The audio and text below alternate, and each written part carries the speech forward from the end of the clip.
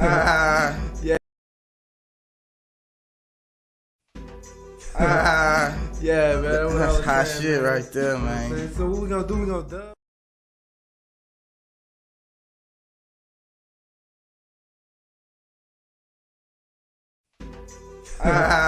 Yeah, man. That's hot shit right there, man. So what we gonna do? We gonna dub?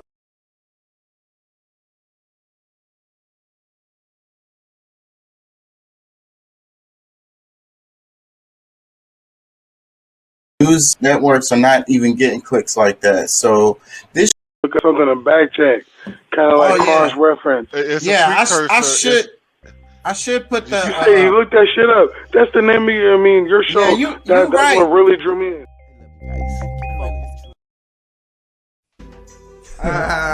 Yeah, man. That's hot shit. News networks are not even getting clicks like that. So this shows like there's an opportunity. Remember, we want you to be an activist, and don't take our word for it. Look that shit up. Pulley.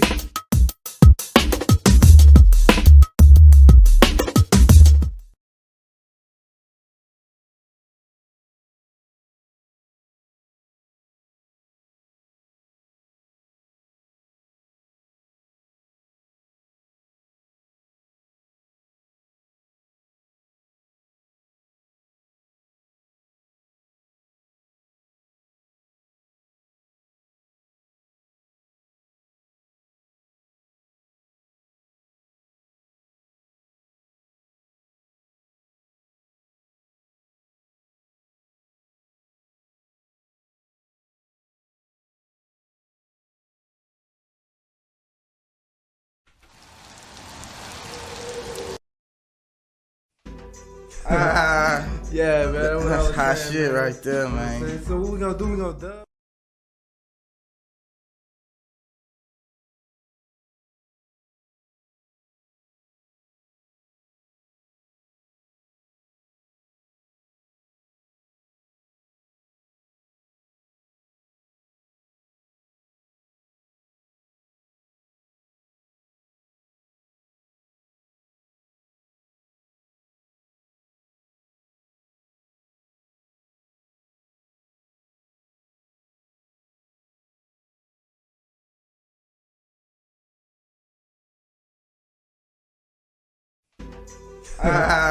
Yeah, man. That's hot shit right there, man. So what we gonna do? We gonna dub?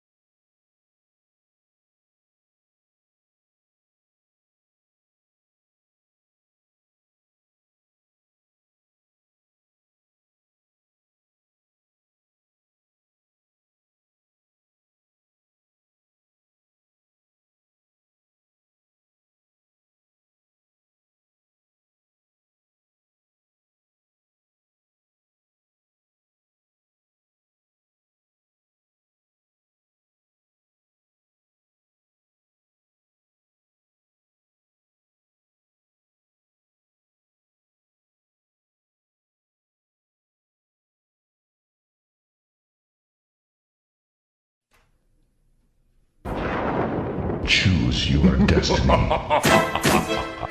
go left, you can go right. You can go forward, but never ever back. Don't rap angry! It's time to raise the bar. I'm finna set the pace. Straight gangsterism like my homie Mr. Scarface. Come step in our place, we treat you like a car chase. On you niggas bumpers, keep it jumping over far states. Buy out the bar, great, your money like a shirt date. Call you strawberry, cause I eat you like a shirt cake. Your click is bird cake, the other half is shark bait. Swimming through my water, meet your slaughter on this dark day. You niggas start late, I beat you out the starting gate. By the time you finish the race, I'm at my place watching Martin Lake. Those under par hate my lyrics and my star shape, but it's not for nothing, I keep busting till a war break. I'm a hustler, use a bitch fraud and I'm a muscle, yeah. I keep my shit hard for my customers. I'm a hustler, use a bitch fraud and I'm a muscle, yeah. I keep my shit hard for my customers. I'm a hustler, use a bitch fraud and I'm a muscle, yeah. I keep my shit hard for my customers. I'm a hustler, use a bitch fraud and I'm a muscle, yeah. I keep my shit hard for my customers. I'm a forever grind, I got them clever rhymes. My shit toxic, burn like Betadine. He wanna hit the lab, the nigga got it bad. Pop shit, spit, tell that nigga never mind. My ice blind and shine, you said that 7 times. Hit the light switch, come up with some better lines. Don't trip, this is not rap shit. This is life, bitch, strike quick with the force that sever minds. You niggas get your math, you better watch your path. Cause this ag ass nigga bout to make a splash. You pussy niggas stink and need to take a bath. Heed what I speak, JC reach out and touch your slacker ass. Copy men can't comprehend shit. I'ma have to make them stay after class. Go ahead and follow the fad. Use a hoe. Maybe now you can have a reality show. How to act a ass. I want the industry to stay mad at me. Rip your spine out your back. Fatality. Stop your cardiac automatically. I'm a hustler, use a bitch fraud and I'm a muscle, yeah. Keep my shit hard for my customers. I'm a hustler, use a bitch fraud and I'm a muscle, yeah. Keep my shit hard for my customers. I'm a hustler, use a bitch fraud and I'm a muscle, yeah. Keep my shit hard for my customers. I'm a hustler, use a bitch fraud and I'm a muscle, yeah. Keep my shit hard for my customers.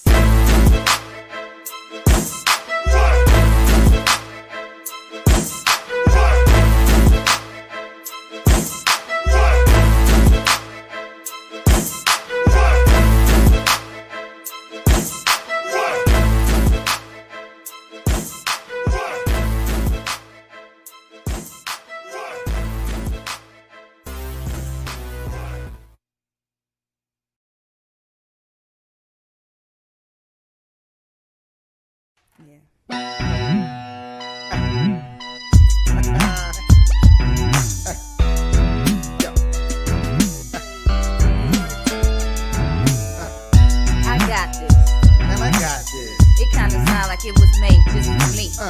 Man, I got this. Nah, I got this. It kinda sound like it was made just for me.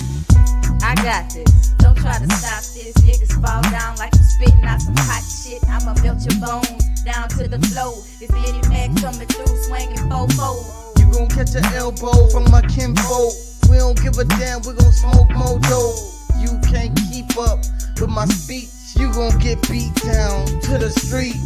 Nigga preach when I come with the sermon. Niggas didn't learn their lesson, but now they burning. Tossing and turning, cause you can't sleep. We decrease your earnings, now your crew can't eat. Can't eat, talking about it was a studio leak. Maybe it's cause your lyrics so weak. I heard Mo out of Little Bo Peep. Plus your boy sucking dick on the late night creep. I got this. Nah, I got this. It kinda sounds like it was made just for me. I got this. Nah, I got this. It kinda sound like it was made just for me. I got this. Nah, I got this. It kinda sound like it was made just for me. I got this. Nah, I got this. It kinda sound like it was made just for me.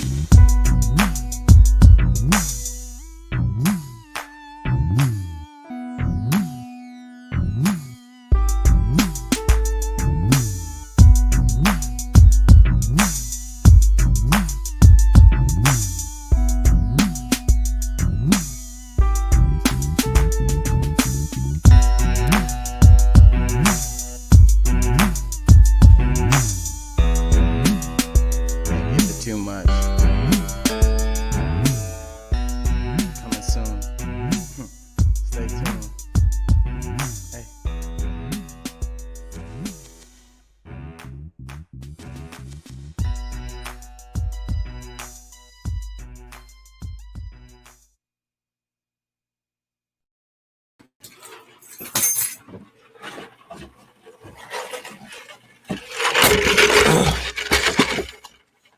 Okay, I'm here.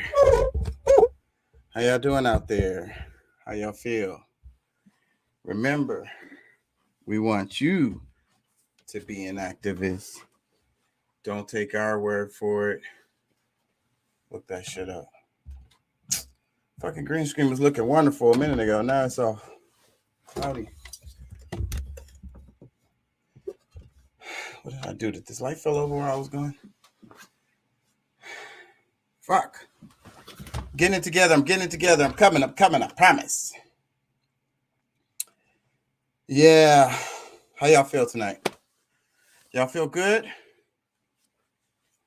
I feel good. I'm sorry that I'm late. Had a lot going on. But I'm here with y'all. We're going to do this. It's going to be great. Yeah, man. A lot going on in the news right now. A shit ton of shit is going on, bruh. Like I say, I feel like we living in a skit or something. It's really crazy how much stuff is going on, like it's a reality TV show. Anyways, I really don't want to jump into it too fast because I want to wait for some people to get in. But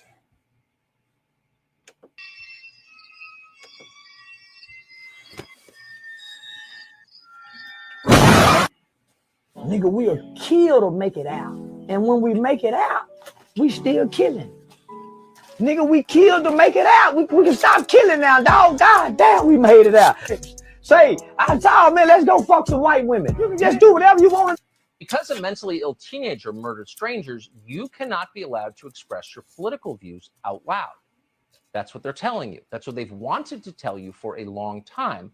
But Saturday's massacre gives them a pretext, a justification. Fragrance, thank you so much for sharing your story with me for a few minutes. Thank you. Allison, back to you. Yeah. Victor, it is so hard to hear the raw grief. Yeah, he shot a lot of people on top. A young white boy, too. Yeah, hell yeah. He shot a lot of people up in there. Oh, my God.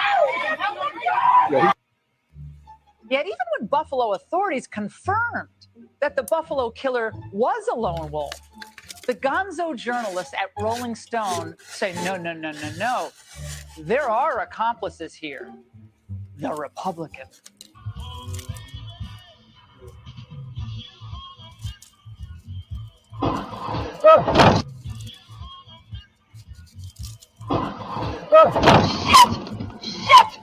Shit! We're going to come back to that. So I'm not going to make comments yet. We're going to come back to that. So, but like I said, I'm going to give people some time to get in here. So what I'm going to do is I'm going to play some Democracy Now! Where the hell is my YouTube icon? Oh, somebody's here. Oops.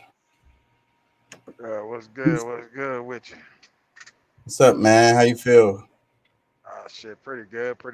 Burning this midnight oil. We good. Yeah. How about yourself?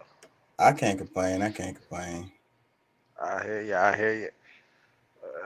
Old Pat at, man. Did he get his what's the name fixed? His tooth? I'm not sure. He sent me a picture of him. His wife forced him, his ex-wife forced him to go to the damn hospital. And I was like, bro, you need to take care of yourself, man. Like, and then I also said, like, you finally get a chance to rest. Now you can take a breather. Yeah. His face was all swollen in the picture and shit, man.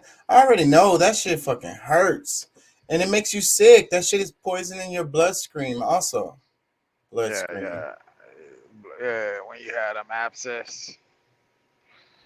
Tooth abscess or whatever. Yeah. Abscess, whatever they call them. So bad for your liver. He was talking about he was going to the doctor and his doctor said that he wasn't losing weight because his liver wasn't processing, properly. So, but look, how much you think these this really bad tooth infection could have been impacting that. Yeah. Because they don't happen overnight. Before you're already fucked up before you feel that shit. Yeah. Yeah. Yeah, man, it's good. There's a lot of, I know Pat probably pretty much up on that because I know he studies pretty heavily at the holistic side of things. But yeah, man, they say it's good to drink it like at least a couple of times a week. But they take celery and juice the celery. It's celery, ginger root, and a whole lemon. Juice it and just drink that shit. That shit flushes your liver out, literally. Tell you what, when you drink it, your first time drinking it, please make sure you don't have to leave the house because it's gonna hit you, bro. What is the mixture? Say it again. It's celery, ginger root, like whole ginger root. Take that and juice it with a whole lemon. Not no seedless lemon. Get you a real organic lemon. Probably go, HEB sells the And organic what are you lemon. doing? You're blending the whole thing, or what? Yeah, you juice tell them it. the recipe. Yeah, okay. You It's juice the lemon. yeah, You juice the ginger root, and what's the other thing? Celery, and you juice the celery, and you mix that together and drink it. Yeah. Okay. Yeah, you mix it together, and if you don't have a juicer at home, you can go to God dog, what's the name of that place? A Jamba Juice Bar. You can go there and they'll do it. They'll juice you. They'll make you a celery juice. They Celery used and to have ginger root those and lemon. everywhere. I wonder why they wasn't more successful. As expensive as them damn drinks was, and how popular it was. I used to go all the time. There's fewer and fewer of them though. It seems like. Yeah, like there's not them. It don't seem to be that many Smoothie Kings around, but there's one right by my house, and they expensive as hell too. I see Smoothie Kings more than I see Jamba Juices. Yeah, but people think Smoothie King is just healthy, man. You I was just gotta about to read say. the ingredients. You gotta their ingredients have a lot of sugar. A lot of their ingredients have a lot of sugar, and it's not holistic sugar. It's not organic sugar. It's fucking corn syrup. Yeah, high fructose corn syrup, that dextrose shit. Yeah. I used to haul all this shit for a living, bro. And Yeah, I it's was in gonna everything say. that you drink. And it's a carcinogenic. It's known to Yeah. cause cancer. It's known to cause your body to fight against your body. And those drinks are really not good for you anyways. The thing is, when you blend all that stuff together like that, your body can't even produce your body can't even man, what's the fucking word? It can't even use that stuff. It's all mixed up, so your body's just gonna kick it back out. It's gonna be useless calories. You know what I mean? It's gonna be no vitamins absorbed. Because your body gets confused when it's all that stuff together. Yeah, especially if you're doing like protein, this or that. But like, man, whole juices, bro, like cold press, they have juice bars. Like Houston has really got on the bandwagon of living a healthy lifestyle, organic, and there's a lot of places that you can go to, man, and they serve juices. And I get it, bro. Like, I get it. Some people may look at the price and stuff like that, but my it's thing good for is, you. And then it's all like, I think that's what I was gonna say about the Jamba juices, because that's what I wanted to say was that I used to go to Smoothie King all the time, and like they have those everywhere. There's one right down the street from me. You said there's one down the street for you. There's one down the street from me. I can't think of where there's a Jamba juice at.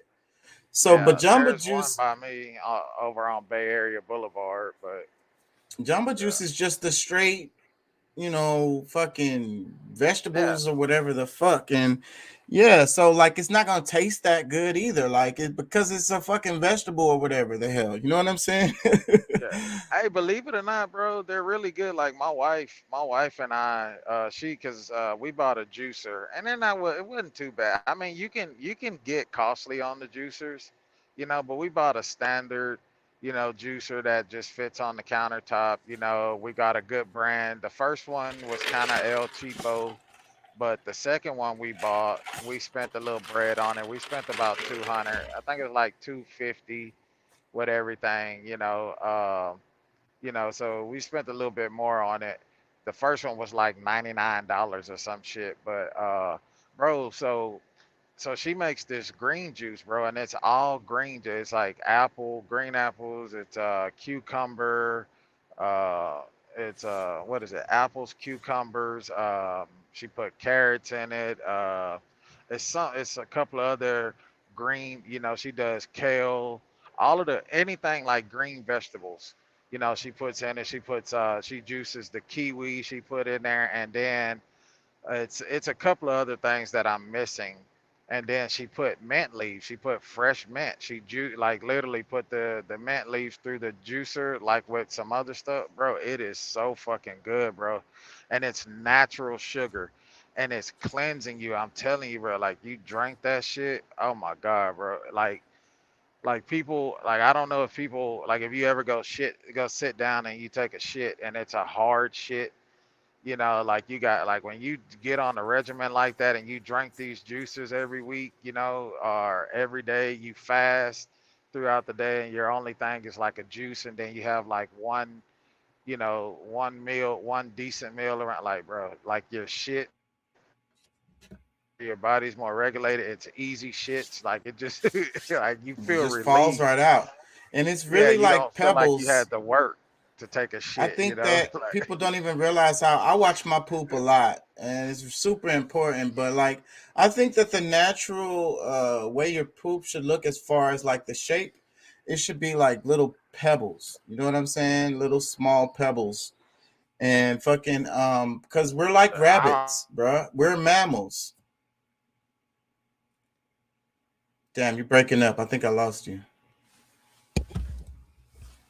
I lost you. I can't hear you. don't. You still breaking up. I'm about to play some of this. I'm gonna want to get into the topic, but so while we get Deuce back, I'm gonna play this. Welcome to Democracy Now!, democracynow.org, the War and Peace Report. I'm Amy Goodman.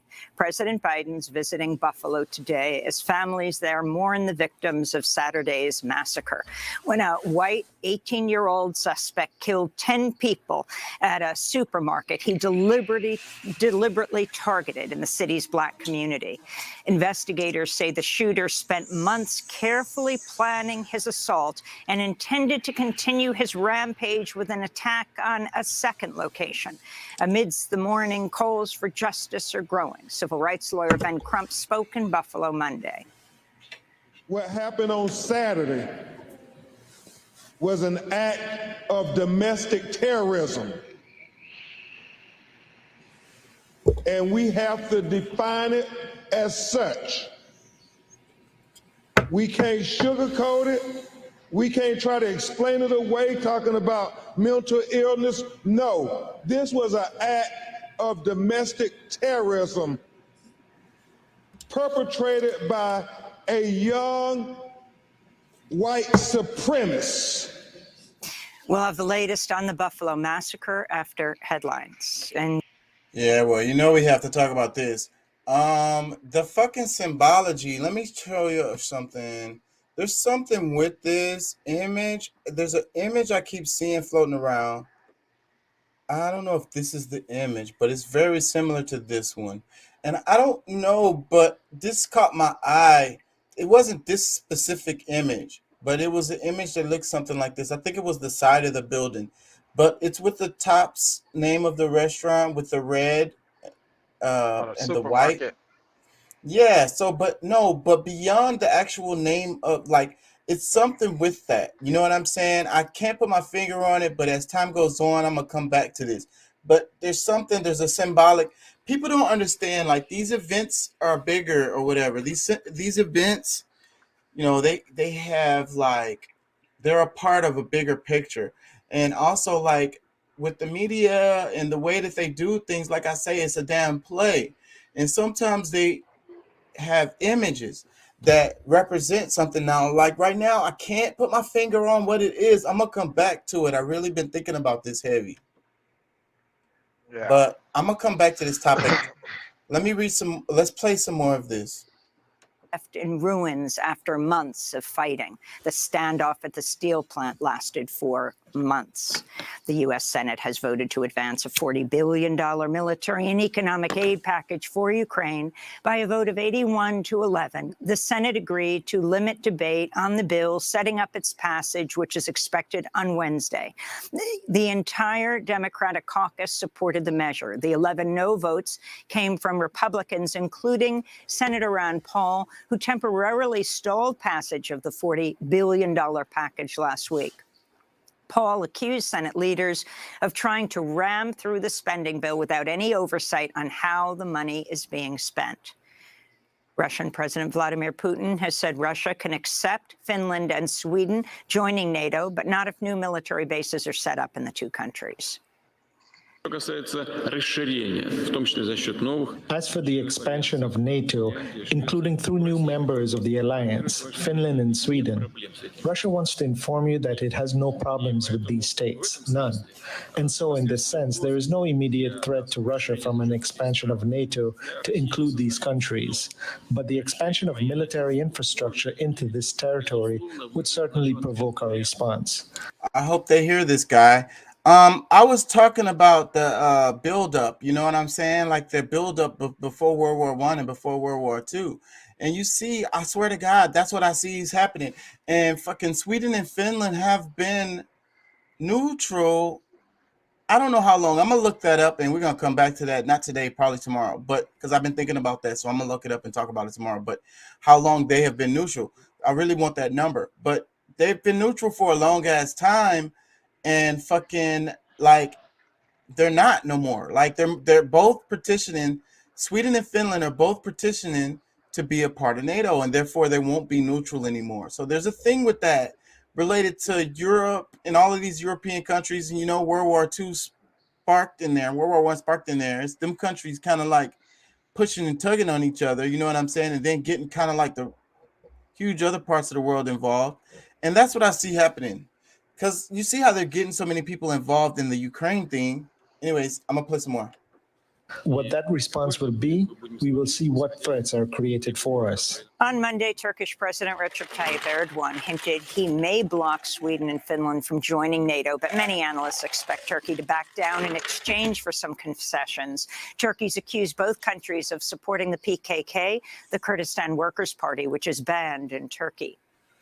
New Zealand Prime Minister Jacinda Ardern has tested positive for COVID-19, is isolating at home with moderate symptoms.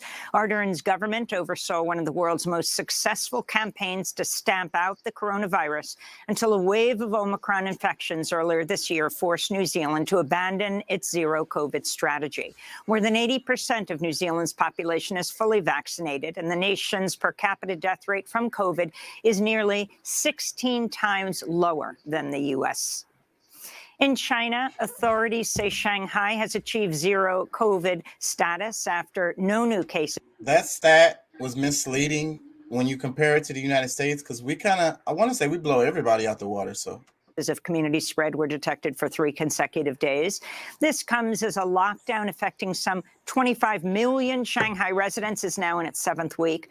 Public health restrictions across China this year have impacted hundreds of millions of people, driving the official unemployment rate to more than 6% in April. That's China's highest jobless rate since February 2020.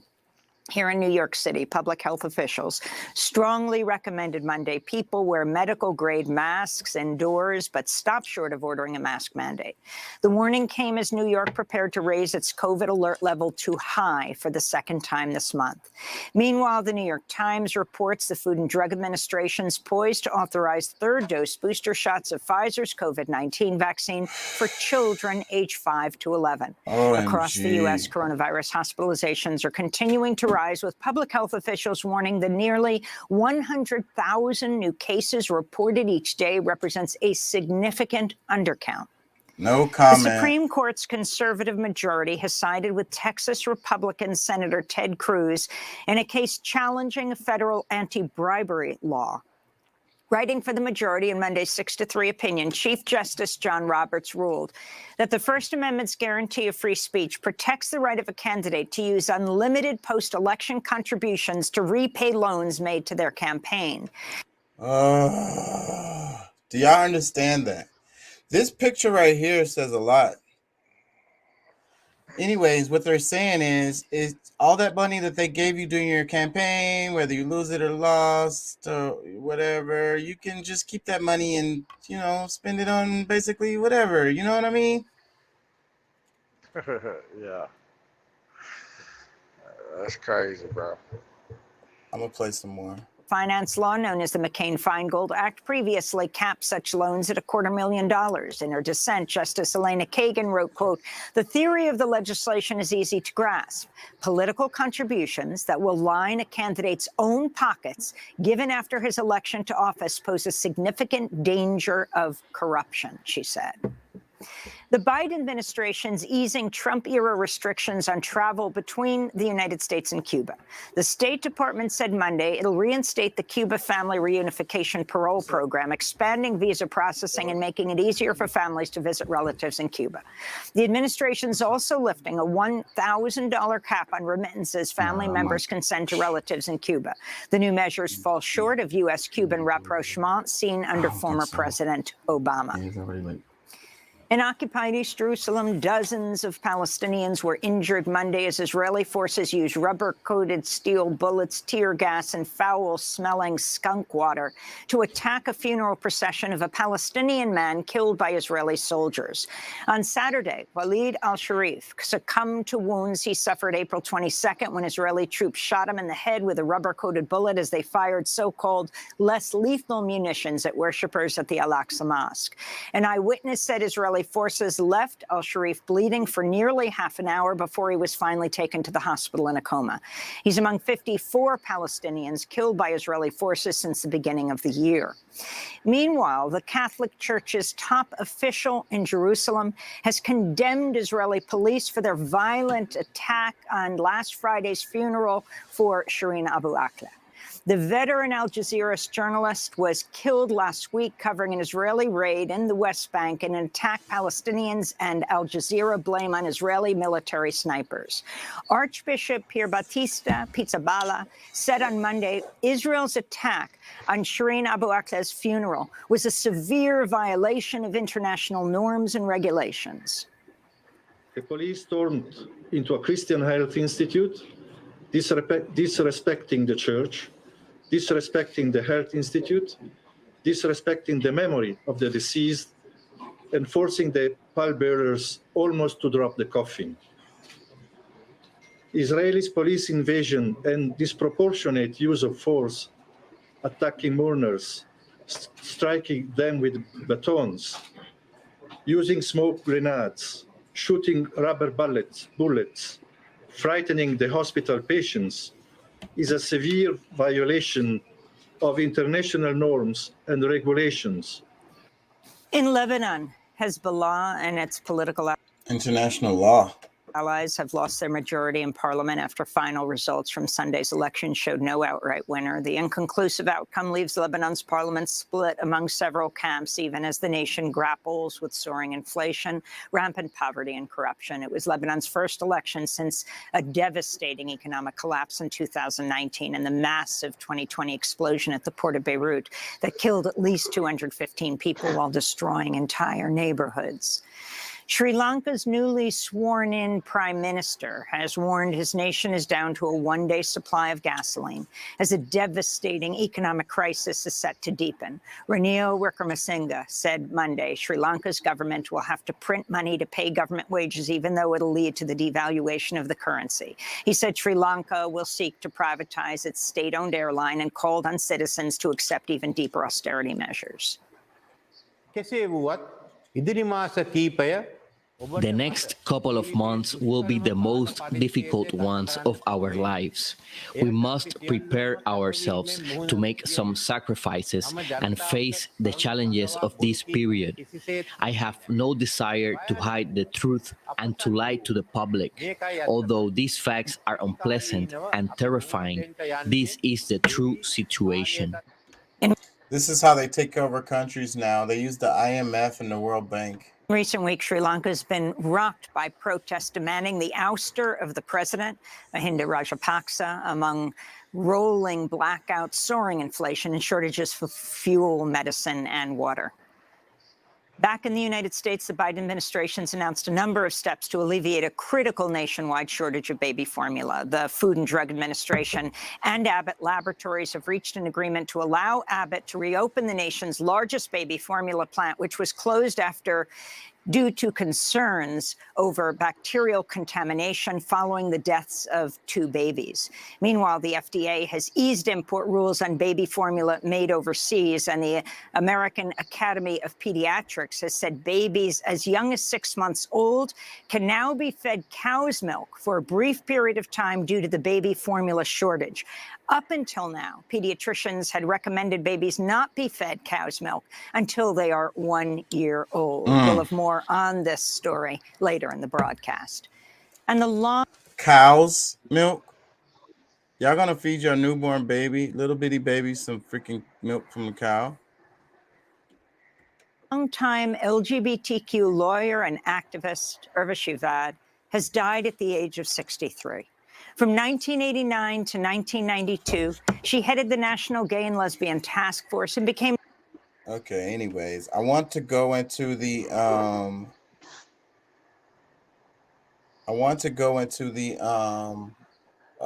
the milk thing. Let's go into that, and then I'm gonna come back to the shooting in New York, because I'm kind of emotional about that, and I need to work my way to that, because that shit right there is pretty fucking painful. And I know we're gonna get into all the little nuances and shit about it, so I'm probably sure I'm gonna get emotional. So I ain't ready for that yet. So let me pull this. Let me find this shit. Yeah, bear with me a second, because normally I have this prepared, but I'm gonna have to scroll. It might be on my screen, actually. Hold on, let me see. I might have it. Is it here? Look. Bing, bing, bing. I don't see it. Wait, I found it. Sweet. Yeah, really graceful. You know what I'm saying? Y'all know I like her a lot. Her little voice. She's gonna talk about this topic. I think this is the video. I really hope it is. And y'all bear with me. It's only 10 minutes, and I'm probably gonna stop this as it goes. I hope this is the right one. Currently in the United States, we are experiencing a baby formula shortage, leaving parents across the U.S. rushing store to store, hunting for formula amongst the empty shelves. In this video, I wanted to cover this latest shortage, the reasons behind it, and also some solutions and resources for parents. But before we get started, soulless NPC fact checkers who have the absolute privilege of watching my video. Is this medical advice? Is any of what I'm about to say medical advice? No, it isn't. It never is, y'all. It's only observations, analysis, and consideration of historical lessons and methods. So keep it moving. Can y'all think of anything more distressing than the prospect of not being able to feed your baby? And how about that timing, right during the whole Supreme Court leak of the Roe versus Wade reversal? By the way, since when does the Supreme Court leak anything? It's interesting, isn't it? As for the formula shortage, the latest numbers posted today. Wait, I gotta pause on that, because the thing about we talked about that in the show, about that leakage coming out of the Supreme Court about Roe versus Wade. And yeah, that is really kind of weird. When I saw this video, that was one of the things she said that kind of made my brain kind of wander a bit. It's like, because I hadn't really thought about it, that, like, okay, when does the Supreme Court leak anything? It had to be on purpose. I think I did say that, though, in the other video. But still, it's still, I think about it more, and I'm like, what is the real agenda like? You know what I'm saying? Why would they leak that? Yeah, I got you. I'm going to play some more. They reflect that, quote, about 40% of large retail stores are out of stock, with more than half of U.S. states seeing out-of-stock rates between 40 and 50%, end quote. Now, in an effort to keep shelves stocked, retailers are limiting purchases to a few containers per customer, which I can confirm I have seen signs for purchase limits at stores around me, and the shelves have been pretty bare for a while. You should know that just a handful of companies account for the entire U.S. supply of baby formula. Quote, industry executives say that the constraints began last year as the COVID 19 pandemic led to disruptions in ingredients, labor, and transportation. Supplies were further squeezed by parents stockpiling during lockdowns. End quote. There is also this whole issue about a major formula plant being shut down for contamination issues. There was a recall of several major formula brands back in February, which resulted in the shutdown of the Sturgis, Michigan Abot Nutrition facility after 4 infants developed bacterial infections after consuming formula from this facility, and 2 of those 4 babies sadly died. What's weird about this contamination and shutdown of the facility is that the FDA inspectors inspected the facility back in March, and while they found lax safety protocols and bacteria on several surfaces, none of the bacterial strains matched the ones they collected from the 4 babies. So the FDA doesn't have an explanation of how the contamination occurred, and even says the facility isn't responsible for the bacteria and was likely not the source of the infection at all. But still, the FDA won't reopen the facility despite this. Even stranger is that on May 10th, the FDA released a statement about what they were doing to combat this formula shortage. And one of their actionables is that they were not objecting to Abbott Nutrition releasing product. You know, the same product they suspected killed 2 babies. And they're releasing this product to, quote, individuals needing urgent life-sustaining supplies of certain specialty and metabolic formulas on a case-by-case basis that have been on hold at their Sturgis facility because, quote, access to these products may outweigh the potential risk of bacterial infection.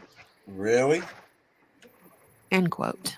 Also, I find this interesting. At the bottom of their statement is them saying that the FDA continues to advise against making infant formulas at home. So to summarize, COVID government enforced lockdowns led to disruptions in the supply chain that affected baby formula as well. And now a huge producer has been shut down by the FDA, causing even more shortages, but the FDA might release their bacteria-laden powder formula if you beg hard enough. But be sure not to make your own formula at home because that's dangerous, according to the FDA.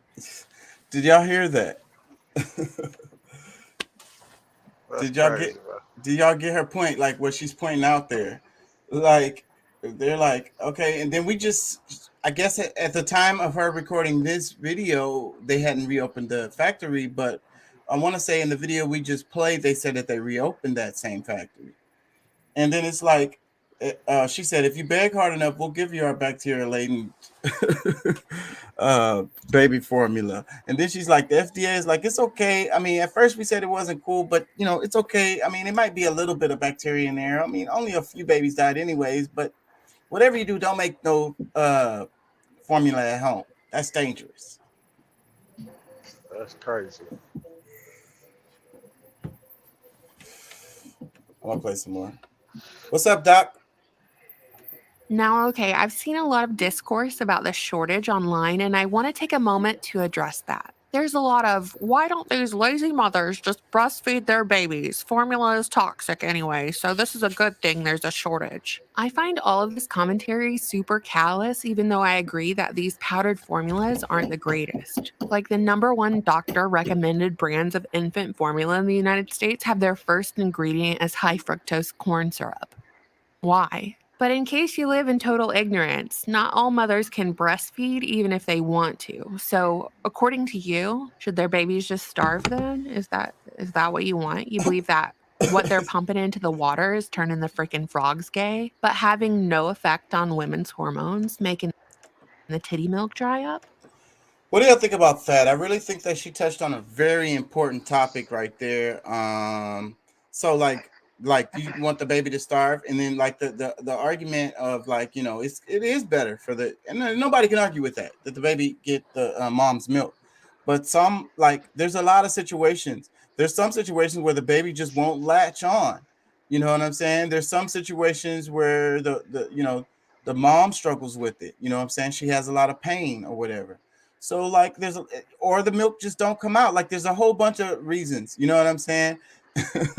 So, Yeah, but because there's women that conceive babies that their body doesn't even produce milk, and they can be healthy women that eat and lead a healthy lifestyle. But it's the hormones within the body, that their body just don't produce milk, bro.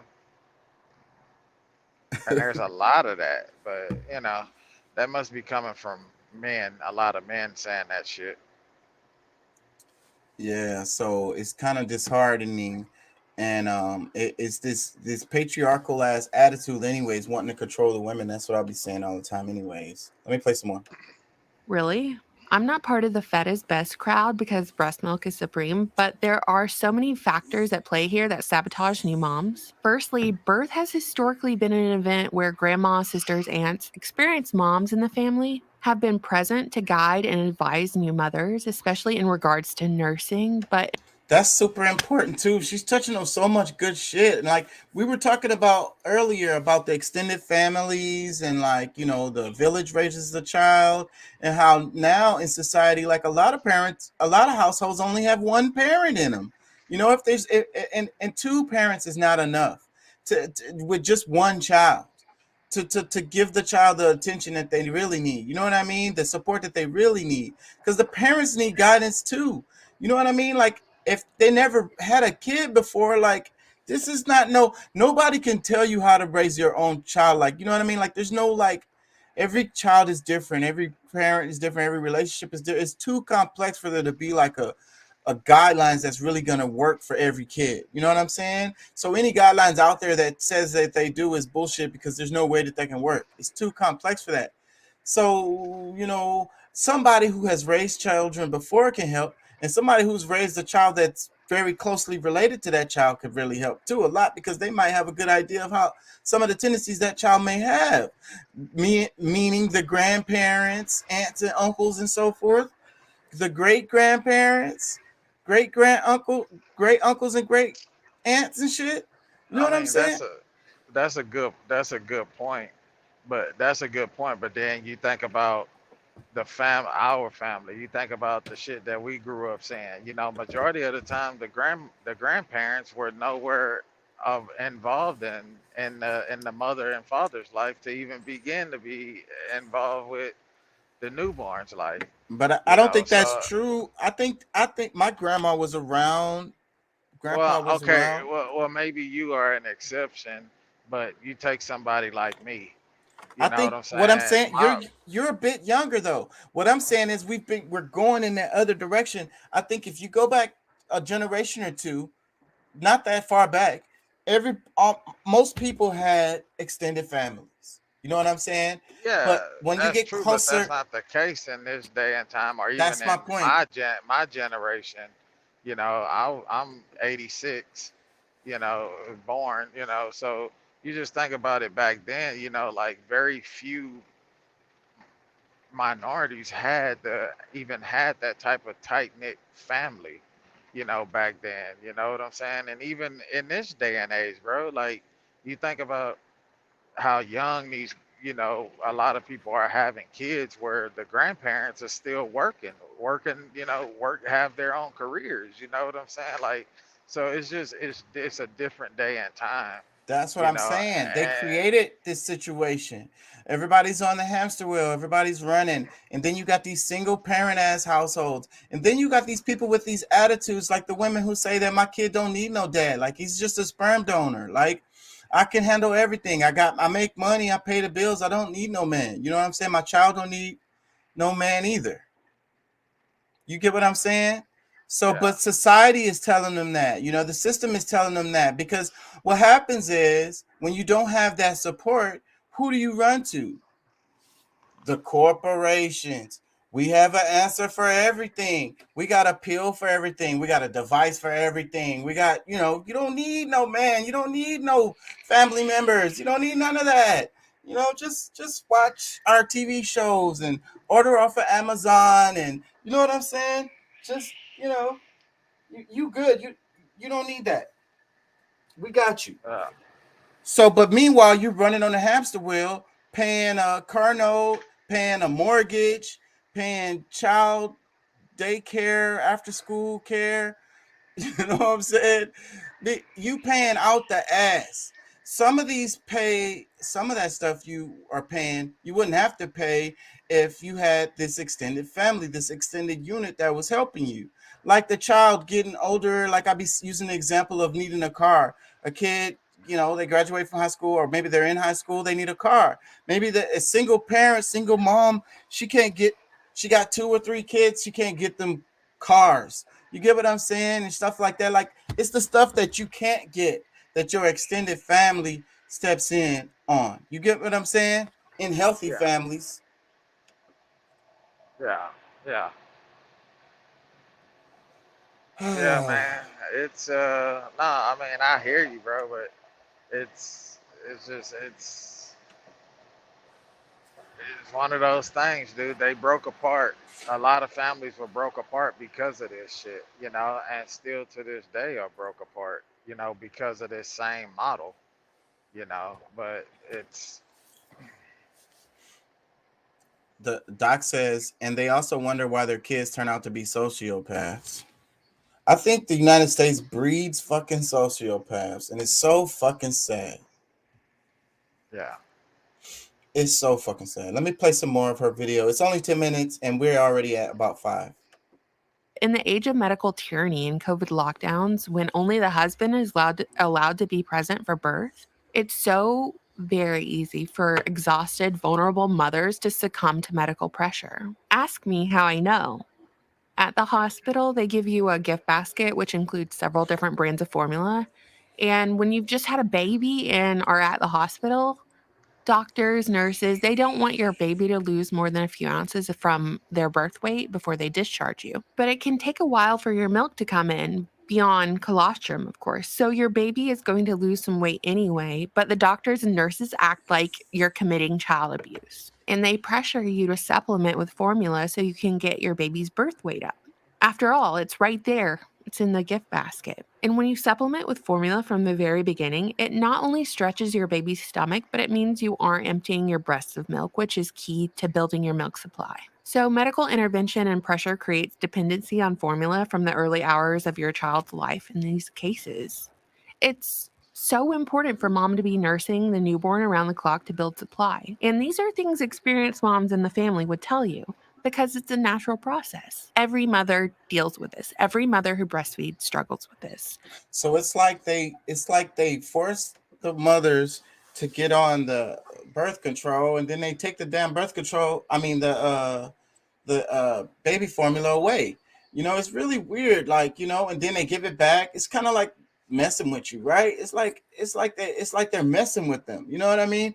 And then it's like the whole point of getting you to get on the formula in the first place is so that they can make more money. Like, anybody that's been a parent, tell me how much you spent on freaking formula.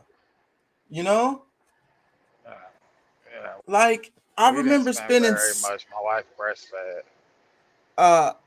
My kids were breastfed for like the first couple of months, and then after that, like almost all of them went to formula, and it was different reasons for the different kids, but and a lot of them did keep breastfeeding them for a while, and was you know, eventually it was all formula and then food, but whatever. But like I say, I remember spending a whole shit ton of money on fucking formula, like a lot of money, like a Yeah. huge sum of money, bro. It was like the amount of my mortgage, bro.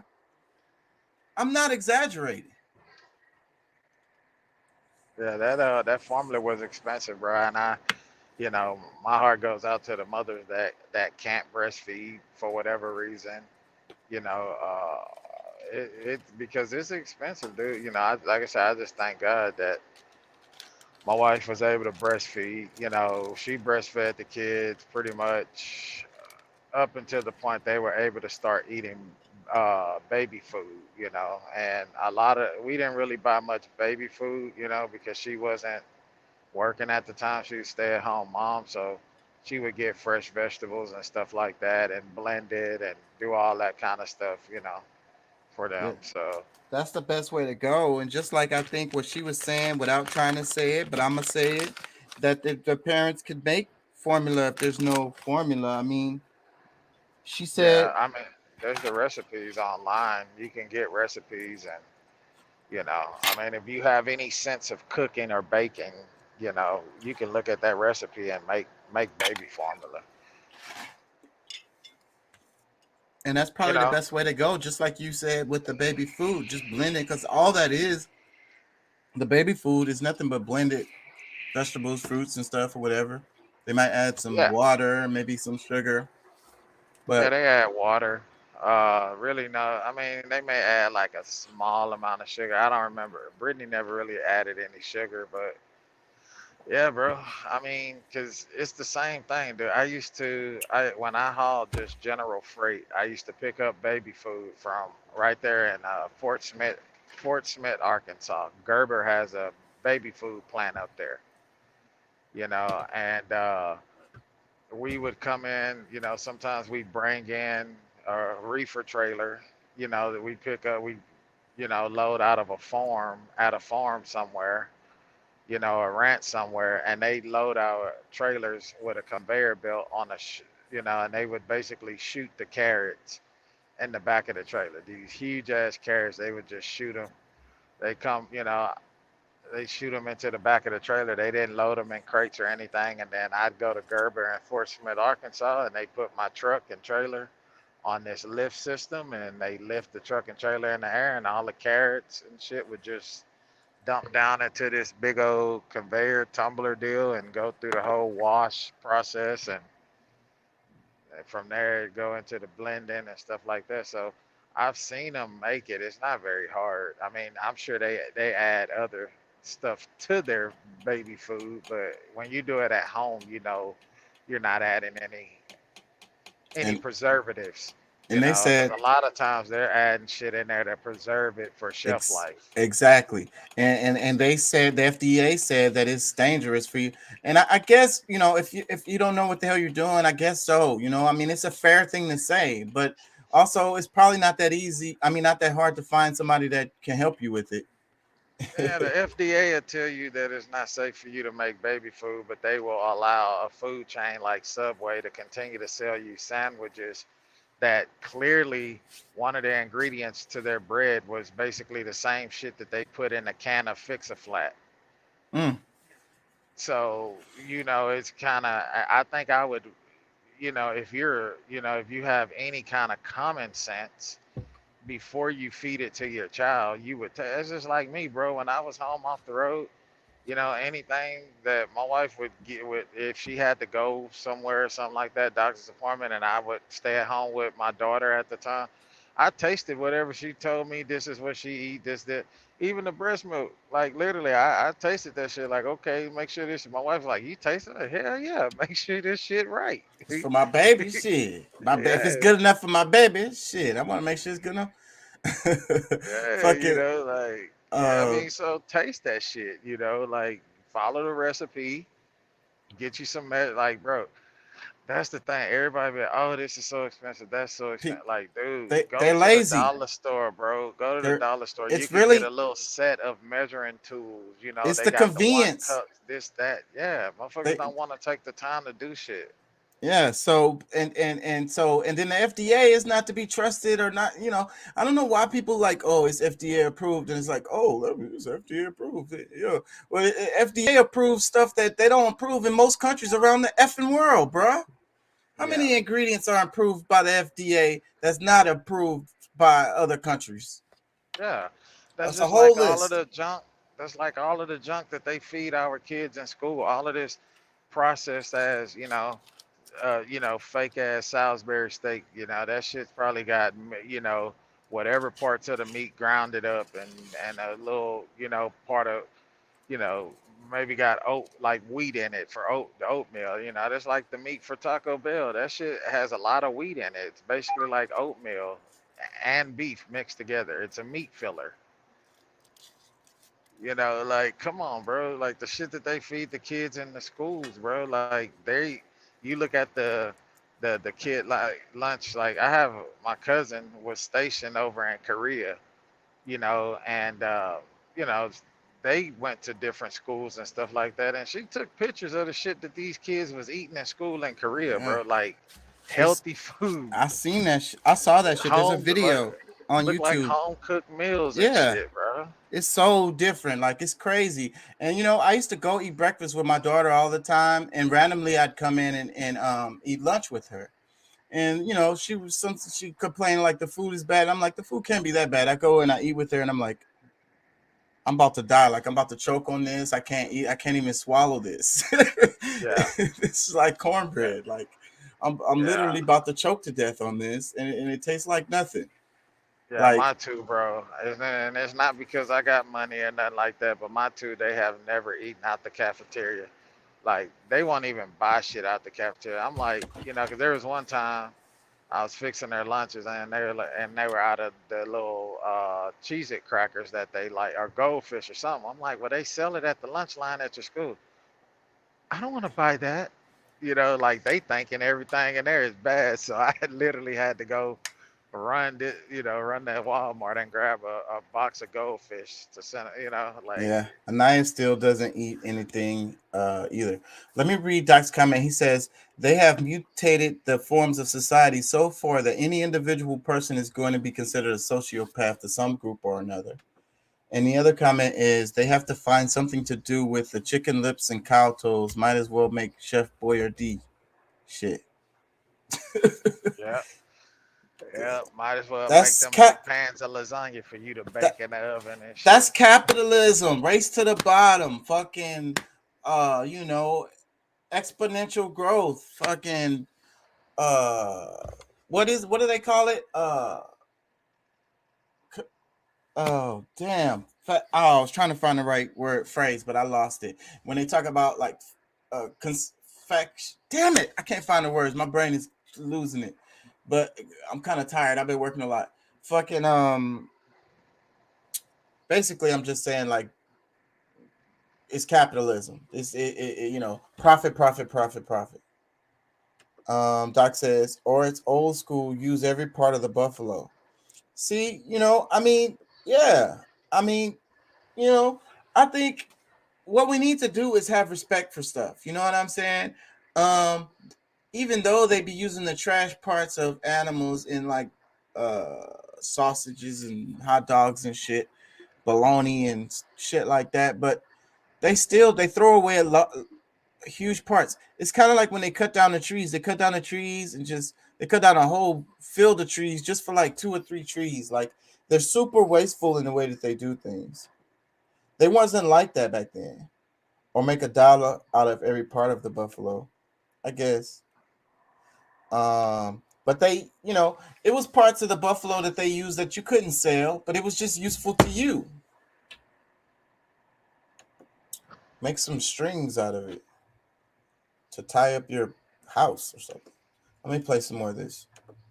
Women have been birthing babies without medical intervention since the beginning of time. Of course, there are extenuating medical circumstances that can prevent a mother from successfully breastfeeding. And the societal and financial pressure for women to return to work can tank your supply since you need to constantly be emptying your breasts of milk to keep up your supply. So I'm just saying, if you're about to say get your titties out to solve the formula shortage, it's more complicated than that. I suggest you get your titties out if you're throwing those comments around willy-nilly. So this is where we arrive at the solutions portion of this video. And no, I'm not going to show you Bill Gates' titty milk called BioMilk, an artificial breast milk firm that offers environmentally friendly alternatives to baby formula. What the Although, fuck? how crazy is it that this guy is always like a common denominator in every solution? Pandemic? Don't worry, Bill has opened several vaccine factories. Food shortages? Don't worry, Bill Gates and Monsanto are buying up farmland. Formula shortage? Don't worry, Bill will squeeze synthetic milk right out of his own chest. Because remember, men can breastfeed too, and chest feeding is the inclusive term. If you are a soon-to-be mother who is considering breastfeeding, but you don't have any family who has experience with nursing, I'm leaving you lots of educational resources below. Also, I think we all agree that this book is really helpful by the La Leche League. The key is that you must empty your breasts of milk constantly to establish your supply in those first few weeks. Besides, there are pistons firing off in your brain each time you nurse your baby that release oxytocin, and that helps you produce prolactin, which is key in lactation.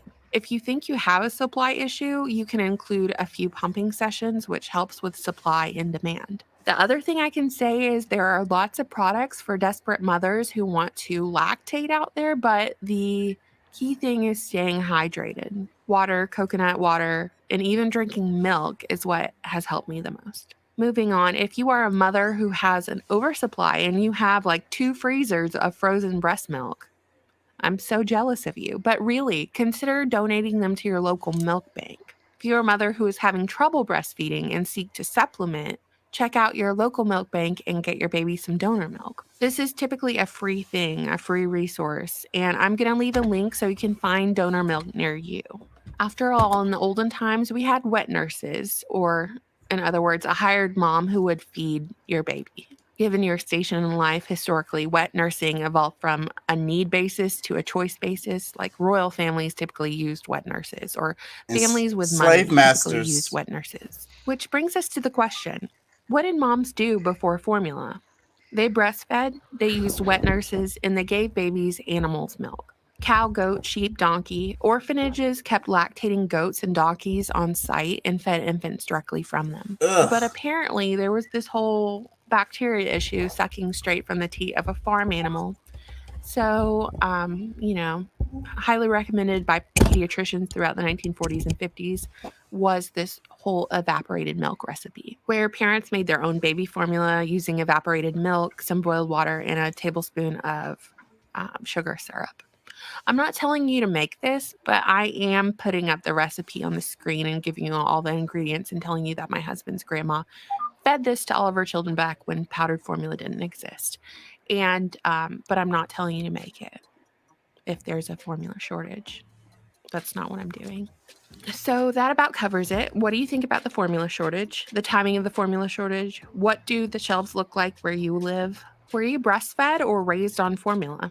Let me know. I always look forward to your comments. Yeah, so it's really weird the timing of the breast milk shortage. I mean the formula shortage related to like just like the Roe versus Wade thing. Like I say, it's a lot of symbolic shit. What do y'all think about it? Comments. She said, were any of y'all breastfed? What do y'all think about this? Shit, I don't know. I think I would have, if I had to guess, I probably was formula fed. Because my mother wasn't around. Like, so yeah. But that shit crazy. I feel like it's a whole plot. I think it's a whole plot. And this whole ordeal with, you know. But I mean,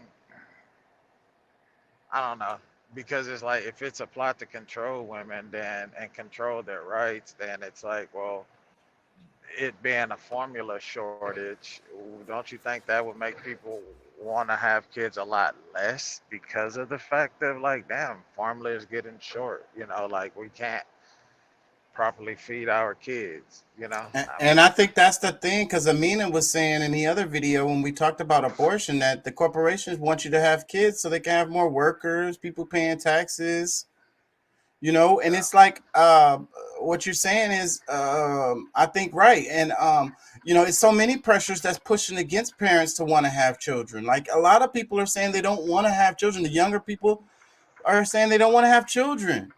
They have a lot of factors that in their decision, and then they come out to being like, well, at least not right now. This crazy world, you know what I mean? Yeah. So, and you got to sympathize with that. It's yeah, bro. You have to. I think about this stuff. I think about everything that's taking place, and then we had a miscarriage earlier this year. And I think about that shit. All of the stuff that's going on, bro. I give all the power to the Almighty, bro. Yeah, man. We have to bring back respect to women. They're trying to take us back to the 1800s, And like I say, so no, they want you to have babies, but they put all this pressure on you that pushes against you having babies because of the system, just the way the world is. But they want to force you, and so it's like, okay, no, so we gonna make abortions illegal. We're gonna take away their contraception. We're not gonna teach them about sex. So what if motherfuckers just, yeah, well, I mean, okay, so they're doing away with abortions, but what if mothers, if you have this, you have women that say, okay, well, fuck it, and let's just say all women say, fuck it, we're not having no more kids, or we're not having kids at all, and to prevent us from having kids, we're gonna all go and have hysterectomies, but they're Right. gonna ban hysterectomies too. because Like, because you that's know, a really like good what the point, fuck? because I don't see them doing that, you know what I mean, at all, as far as like they're not going to allow that, and then they're not going to allow men to get snipped. They would fight against that 100%. So Like, it's but that just goes to show you, bro. They're telling you without telling you that yeah, you are a human being, and but you but don't you're have not. Yeah, autonomy of your own yeah, body, yeah. You don't have. whether You're you're a not your man own being. or a woman. Yeah, yeah, You're a citizen. You do what we tell you to, period. yeah. And it's like that shit is crazy, bro. But that's just yeah. Let me read some comments underneath the video. The first comment says, I was raised on formula in the mid 1960s. Doctors were telling women not to breastfeed. Excuse me. I breastfed all three of my daughters far as I far as long as I could, for as long as I could, and using a little formula at times. Two of my daughters have children and they are breast milk only. I agree when they introduced medical system to childbirth. It destroyed the elder woman family support, destroyed wet nurse, midwives, a doula. Many women are reverting to the old ways and giving birth at home or at a birthing center. Hospitals don't like this. My prayers are with all the new moms to search for good milk and don't allow the gates of hell to give your babies their poison. Man, this comment made a few good things. We talked about the family support, and then the women having the babies at home, and the hospitals and everybody don't like that. The doctors, they make money off of you having a baby. How much you was talking about in the other show? How much it cost you to have a baby? So think about it. Back in the days, how much did it cost the ancestors to have a baby? How much did it cost us when we was in the bush to have a baby? Yeah. What about all these women who have babies in Ubers and shit? Yeah. Yeah, Like, man, it's like really, what are all the doctors and nurses and shit doing? Like, okay, the women, they need help, they need support. Go ahead, Doc. And what about the higher infant mortality rate when there's not a supervising medical doctor? And that's where I was going. I mean, you're right, clean hands and stuff like that. But again, this goes back to the point of this comment right here. The midwives and stuff like that. You know what I'm saying? You do have somebody. Well, see, like the birthing centers. Now the midwife places no, but the birthing centers, they normally have like one resident MD on staff all times, just in case something goes wrong. But some of the other places don't. But I know some of the birthing centers will have that. Maybe it's not like a practicing doctor, or he can't practice, but he can supervise. Meaning, if something goes wrong, you got someone that knows what they're doing there while they're calling the damn ambulance. Yeah.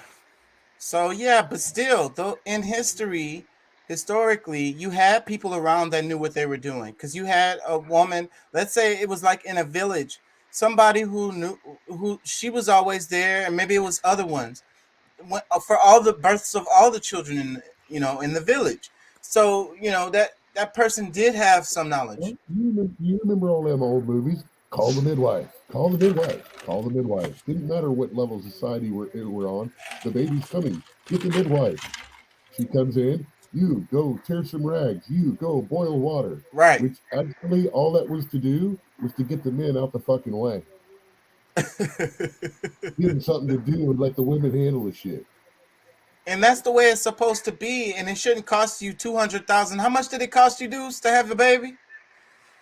Oh yeah, because my daughter, yeah, she was in the NICU for a week, but my wife was gonna have a natural birth, but because my daughter had a bowel movement while she was in labor, they had to do an emergency C-section. Plus, with her being in the NICU, and then all of the different medicines they gave, and pumping of her lungs, and all that stuff. I think the total bill was like $370-some thousand.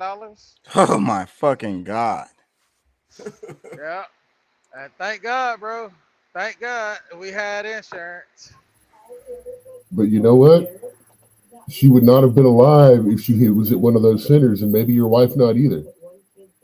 Yeah, If yeah, there yeah, yeah, wasn't yeah. I mean that's Yeah, I mean, it was at a that's the argument hospital. I'm for it. thankful. I'm And thankful on the for other it, you hand know. of that, it's worth every fucking penny that daughter is alive and your wife is alive right now too. Yeah, yeah, and that, but you know, that very thing that you're saying, Doc, that's what they prey on. You know what I'm saying? Because they know first time parent, you know, you want your wife, you want your child to Yeah, be they're here. You know preying what I'm saying? not on people, just the people that need it. They're preying on, they're trying to get anybody to go, and you Yeah. know, Oh yeah, it's like definitely, like man. like I said.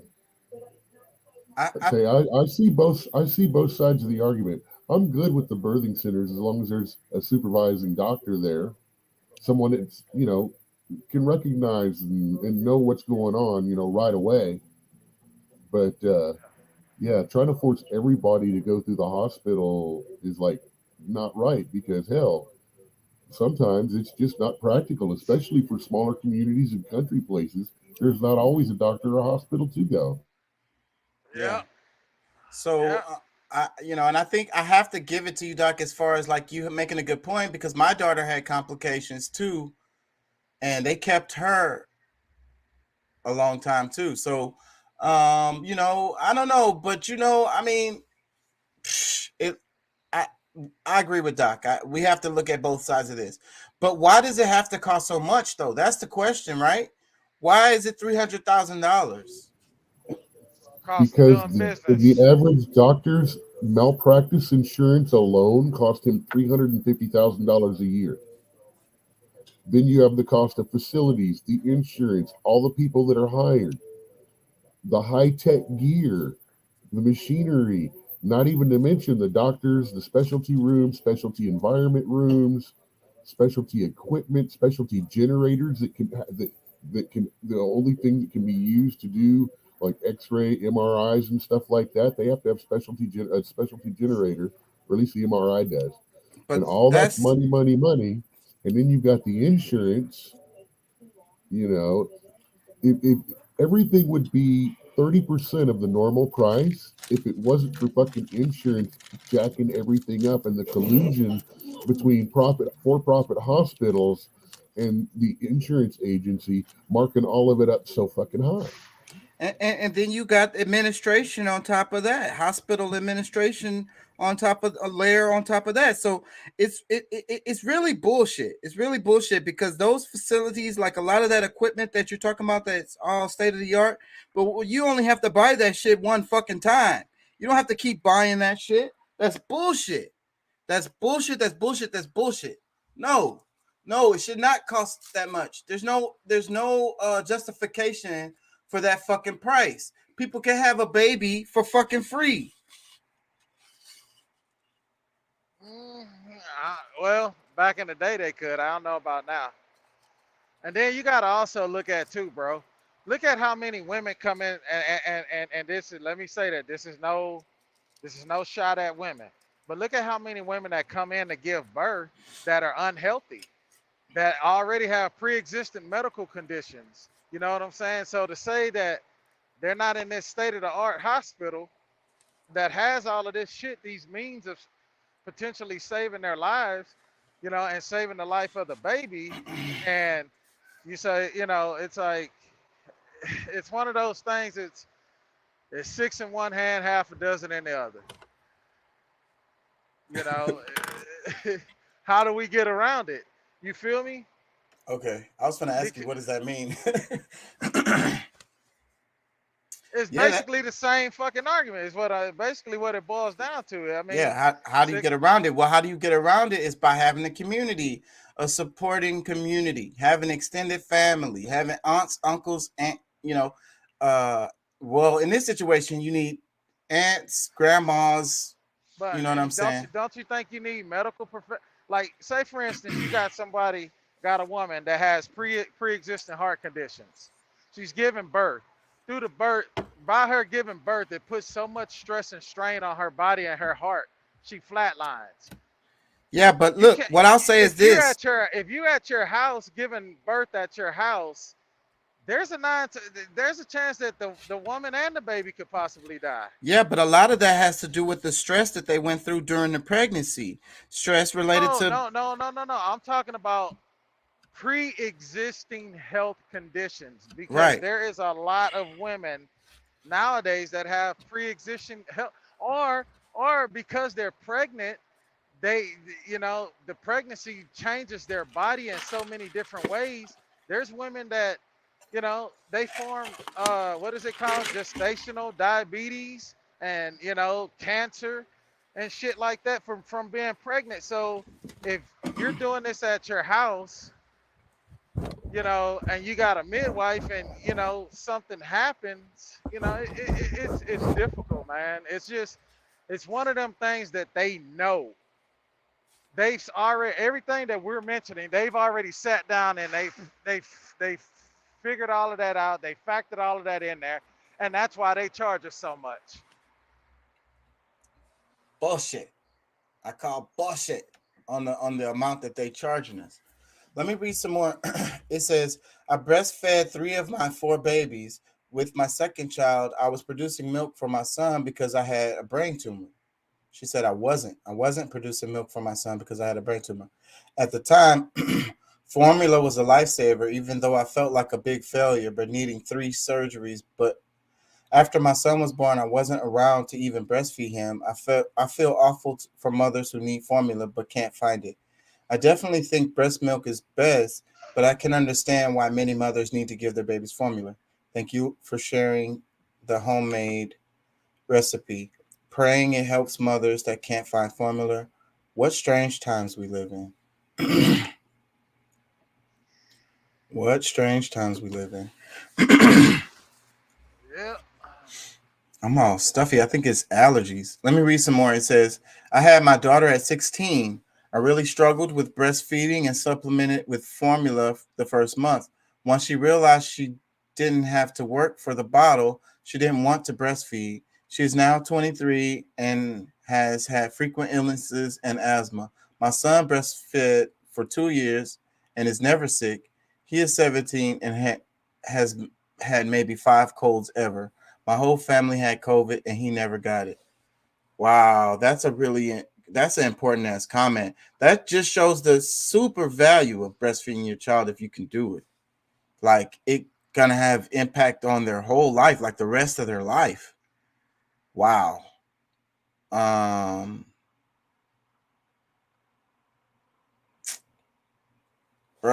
that got my mind going like a mug right there. Let me read another comment. It says, there is always a silver lining to these stories. Just like the pandemic drove so many more parents to homeschooling, so this shortage will drive more mothers to breastfeed and stay at home. Well, basically, she said that in the video, but anyways. This one says, my wife had trouble producing enough milk, and after hearing some of the information you provided, like you have to empty your breast in order to stimulate production, I can see that we fell for the dependence on formula. I honestly can't imagine a worse feeling than not being able to obtain formula for your infant child. Great video and fantastic information. Keep up the great content. I love your videos. Yeah, and that's the reason why I was chopping it up, because I was thinking about what this other lady said while I was reading that, about how she said, I struggled with feeding with breastfeeding and supplemented with formula the first month. Once she realized she didn't have to work for the bottle, she didn't want to breastfeed. I think a lot of moms go through that situation where they, maybe they want to breastfeed them, but they, the baby ends up liking the formula more.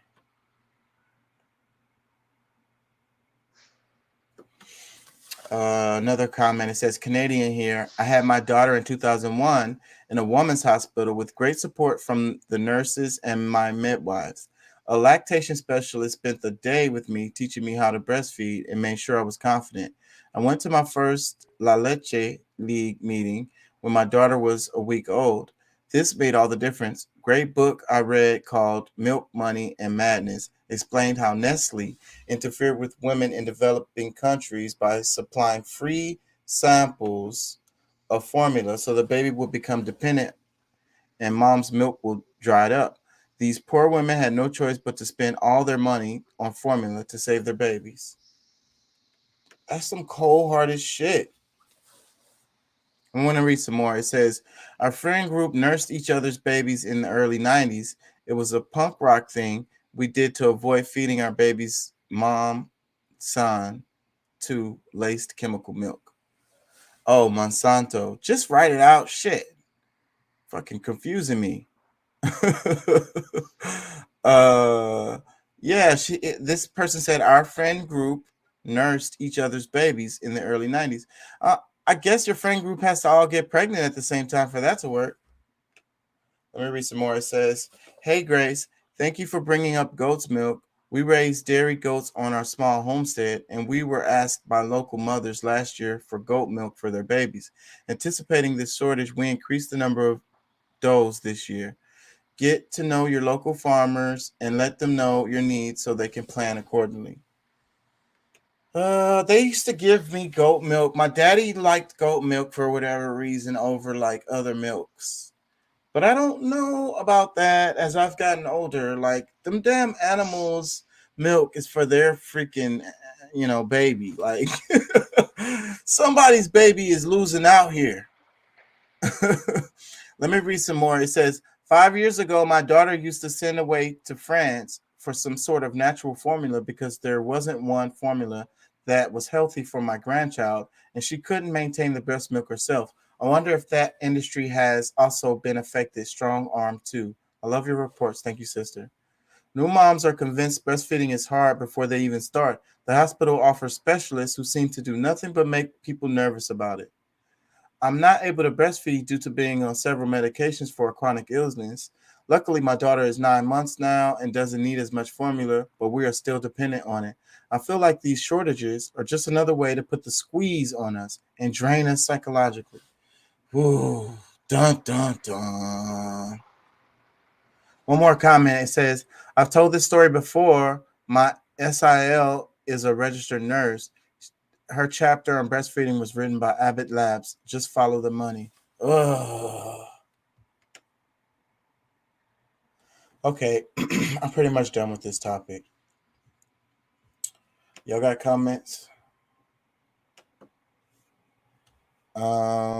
Yes, there's some comments here.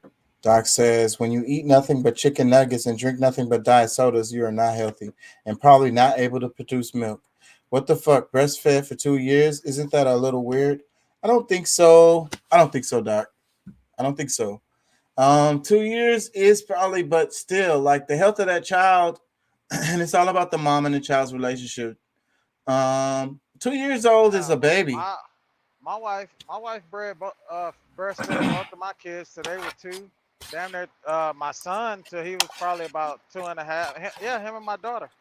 My daughter weaned herself off at about like 2 years. She was like, I'm good with this. I'm good with this.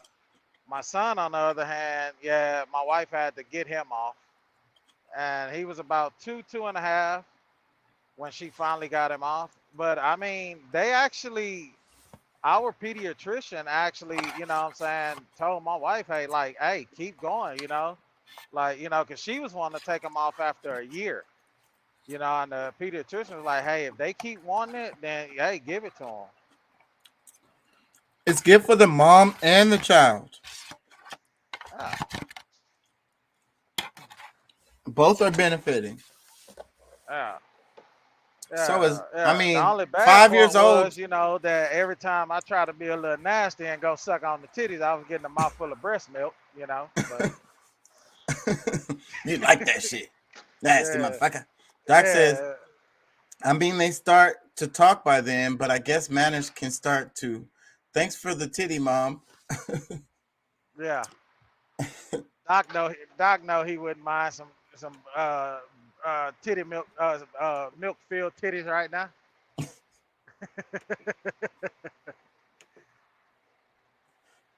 Well, who don't like titties? Do people ever say that? I hate titties. I hate titties because they always in my way.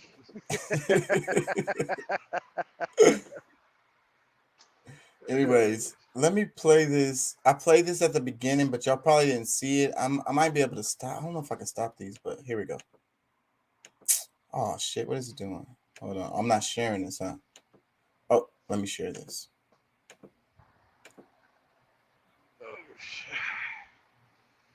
Don't mind me, bro. I'm on my little break. Doc, let me read his comment. Doc says, I had to clean up my eye out once or twice. Both of y'all are dirty and going to hell. Hell, I tell ya. Hold on, let me play this. Pick this up. You cannot be allowed to express your political views out loud. That's what they're telling you. I missed the first part. Hold on. Oh yeah, I watched that You video. cannot be allowed to express your political views out loud. That's what they're telling you. That's what they've wanted to tell you for a long time. But Saturday's massacre gives them a pretext, a justification. Fragrance, thank you so much for sharing your story with me for a few minutes. Thank you. Allison, back to you. Yeah. Victor, it is so hard to hear the raw grief. Yeah, he shot a lot of people on top. A young white boy, too. Hell yeah. Hell yeah. He shot a lot of people up in there. Oh, my God. Yeah, Yet even when Buffalo authorities confirmed that the Buffalo killer was a lone wolf, the gonzo journalists at Rolling Stone say, no, no, no, no, no. There are accomplices here. The Republicans. This is just random. So, anyways, you know we have to talk about this one. I'm still regretting. I'm still like dodging it, but we have to touch on this. So, you heard about the Buffalo shooting? I'm sure everybody's heard about it. It's viral as fuck. Yeah. Yes, sir. Did y'all see any of the videos that I sent? I watched them. I didn't get all of them, but I watched probably about 4 of them. 4 or 5 of them. Yeah, I overloaded y'all this week. I ain't gonna lie. I'm trying to find the right ones. The ones I sent is the ones that I want to play, and I can't tell from this screen right here. So yeah, what do you think about it? What do you know about it? Hold on, brother. What do y'all know about it? I'm sure y'all heard about it. What do you think about it, Doc, before we get into it? Because I'm searching for my freaking videos because I don't want to play the wrong ones. What did I send y'all last? I sent some random stuff at the end. Oh, yeah, and it's some funny stuff I sent y'all. The ones... I think it's too soon. I think it's too soon to make up my mind or make any snap judgments because a whole lot of things are being presented to us and told how they are. But we haven't had time to see like all the stuff going on, like Rittenhouse, like the early riots, things like that. We're not seeing the whole picture. We need to sit back and wait before we make up our minds and say it's someone's fault or what statement or whatever is going to be made. Oh yeah, I Because we probably know the media is going to lie, and then we got to wait for the truth to come out and figure out between the two of them what really happened. Yeah. Well, Yeah. it's already been like it's been a while, bro. It's almost a week now. But I do want to start off with I heard some reports on it that said that this kid had a history of mental illness. You know, he wrote a letter in class to his teacher that said that he wanted to do murder suicide, you know, for a living. The teacher reported it to the administrators. The administrators, they then had him escorted to a psych center. He got out of that by saying that he only wrote that letter just to get out of class. But it was really something that he truly wanted to do. His mother has been covering up that she helped him bury a cat that he had beaten to death and cut the head of the cat off, you know, and they buried it in their backyard. She also failed to mention that this kid was also part of the some neo-Nazi group. Matter of fact, one of the groups that Russia's trying to demolish over in the Ukraine right now. So, you know, his manifesto, the letters that he has, you know, there's a lot at play here. You know, to me, in my opinion, it's clearly hate motivated. You know, um, I don't think that it should be downplayed with some mental illness, this that. You know, nah, he should face whatever he got coming to him. Doc. I got to give you props because you said that it was gonna happen, right? And then you sent us the message. Resend me that article. I'm looking at it right now on my phone, but I want to pull it up on the Okay, screen. The check your WIVB. messenger. That's how I sent it to you. Okay, and It should be okay. Here's the thing going on about this little manifesto, this paper he wrote. It is completely being blocked on Facebook, YouTube, Twitter. All social medias are blocking it. The only thing that we know about it is what the media is telling us, and it was released. It is out there. There are pictures of it, but they're so hard to find because if you put it up on social media, it gets taken down immediately. So the only way we know what's going through or what's going on or what that thing says is what the media, CNN specifically, they're the ones that have, I think, had the possession of it at first. We're getting all of the word on what he was and what he's about and his thinking through them, which is why I'm saying I want to wait a little bit. I want to find out more because we've heard all the bad things that the media says. Let's hear what else is going on. You know, yeah, the guy's obviously fucked up in the head and all that fun stuff, and there's bad stuff going on. But, you know, instead of trying to label him this or label him that, let us see that manifesto. Let us, the public itself, see what he had written and what he was thinking, instead of CNN telling us what we should think about the parts of what they released that he was thinking. Well, I'm regret to inform y'all that I saw the damn video. I did not want to see it. Somebody showed me the fucking video, and I saw it before I was able to not see it. Have y'all seen the video? They you know, he had the webcam on his helmet, right? He live streamed the whole thing to Twitch. Welcome to Trucking 101. Yeah. Hello. Yeah, he live streamed the whole thing to Twitch. It was me. up. It was up for a while, and then they took it down. And then people was sharing it, and they took it down, take it down, take it down. So it's not on the internet, but people have it on their phones and tablets and stuff like that. Because people screen recorded it, downloaded it, and stuff like that before they took it down. So what I was talking to somebody earlier about this, and I was saying that I'm willing to bet, because you know that a lot of the social media like profiles are private, right?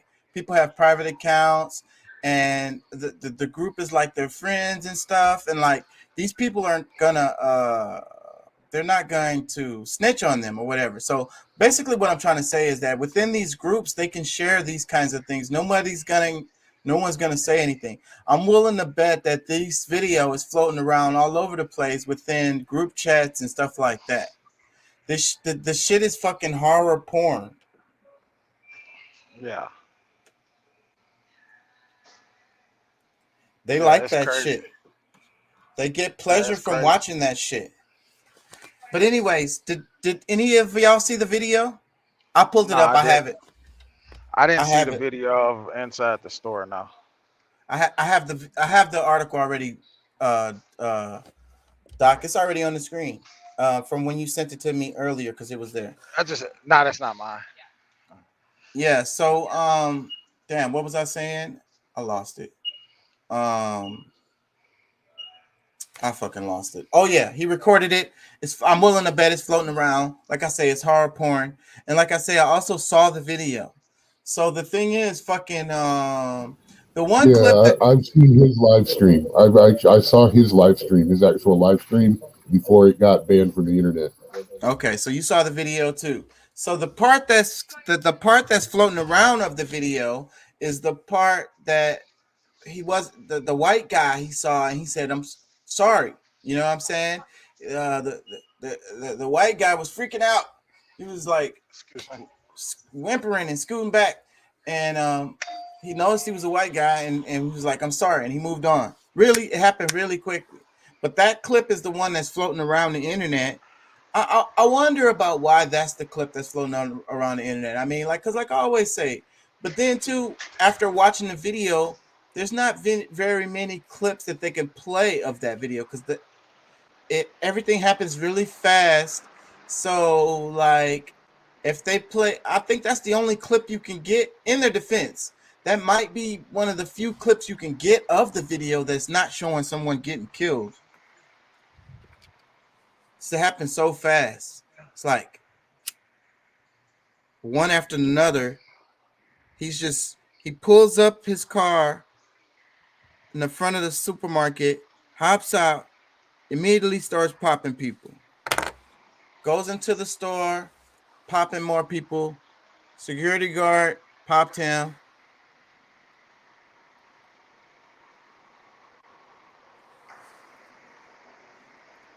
Earlier I played the little clip of him when they arrested him. And that's another clip that's going around a lot. It's because it seemed like they were being soft and gentle to him. And a lot of the internet is asking, how the hell did he make it? You know? The internet is asking, how did he make it out of that alive? Now they say he had full body armor, but in that video,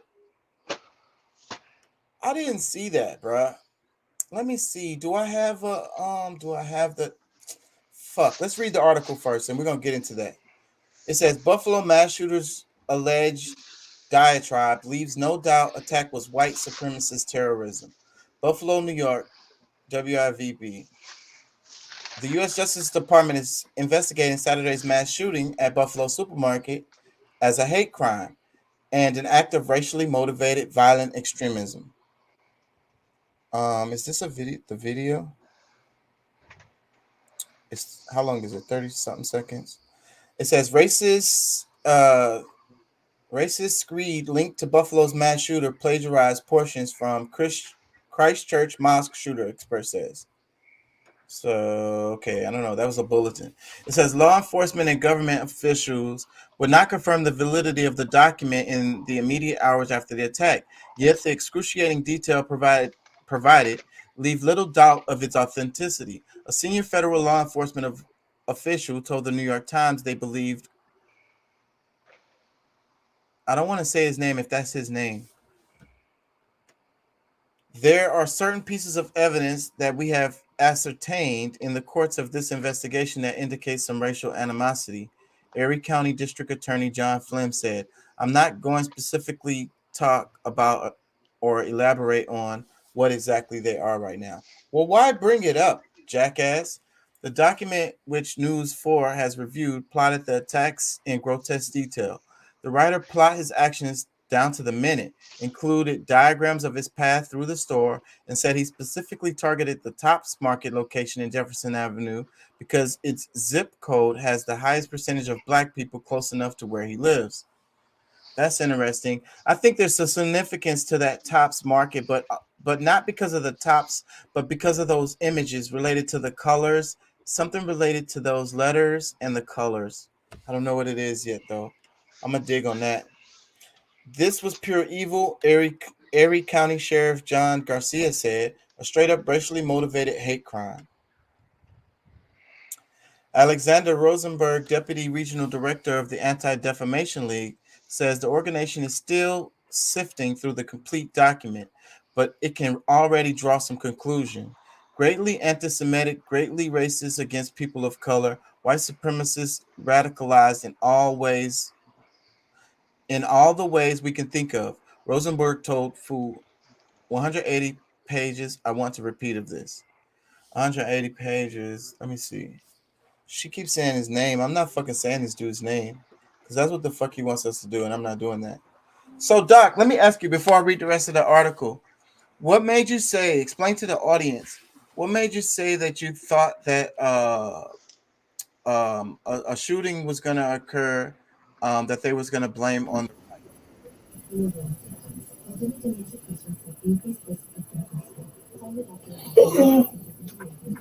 Because right now, Democrats need something to distract from the weak presidency and things like that. We're firing up for a voting season. Right needs to take another hit. And it's going to happen again in about 2 or 3 months. There's been several other ones that no one's really said much about because they haven't been radicalized. But this guy was pretty convenient because for a week people have been talking about it, and they've not been talking about Russia. They've not been talking about the 2 more aid packages that we sent over there. They're not talking about how 2 more countries that have always been neutral are talking about going into NATO now, putting even more pressure on the Russian front. I mean, like I said, it was convenient. We needed it. Certain people needed it to happen to be a distraction from other things that are going on right now. So yeah, the title of the show today was like shootings are American as apple pie. And I think that's true. And it's like we're the land of the shootings. It's just like there's so much anger and rage and hate. It's like the land of, built by slaves on the blood of aboriginals. It's like what I'm trying to say is that, United States needs to reckon with its history. That's where this is really coming from. Not dealing with the history. And then they keep on going further and further to keep the kids from dealing with the history. So this just keeps festering. It's like, like I say, like smoldering underneath the carpet.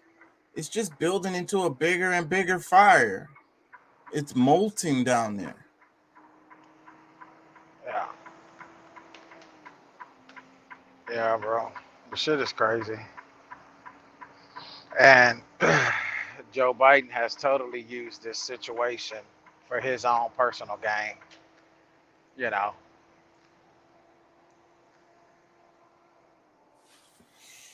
Let me read some more of the article. It says the guy live streamed the attack on social media platform Twitch and had the N-word written on his rifle. Videos from the scene showed he was charged with first-degree murder after killing 10 people and wounding 3 others. The alleged diatribe admits to planning the attack passively for the past few years and seriously since January. It bemoans a purported white genocide taking place in America and proudly brags of the writer's racist anti-Semitic ruse. Bemoans. Who wrote this? Hold on, let me see. Nick Veronica. That sounds like 2 first names. And he's writing for WIVB for, this is in Buffalo, so it's a local news station. Okay. Let me go back.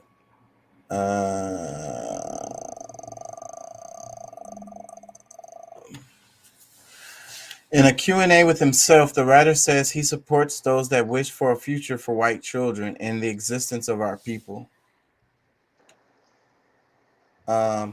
That's why white supremacist terrorism is all about. That's what we witness here today, New York Governor Kathy Hochul said. It has to end right here. That is our message. We will continue to work at the federal, state, and local level with our community partners to identify these messages as soon as they arise on social media. That is our best defense right now, as well as the legal system and the persecution. And it's my sincere hope that this individual with white supremacists who just perpetrated a hate crime on an innocent community will spend the rest of his days behind bars and prevent help and heaven help him in the next world as well. Okay.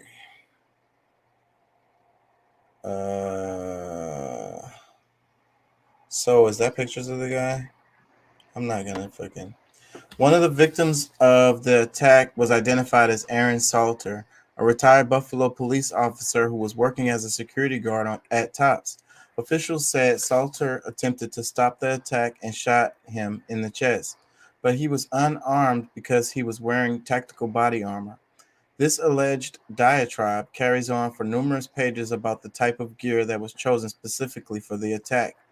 From his helmet and weapon all the way down to his underwear, it plots his breakfast, arrival time, live stream, and getaway. The writer says he will plead guilty in a trial if he survives the rampage. Only 4 words in court Saturday before being taken away. I understand my charges. That's probably what his lawyer told him to say. It said, what did it say? Specifically attack from his helmet and weapons. They're not talking about body armor. Where's the talk about body armor?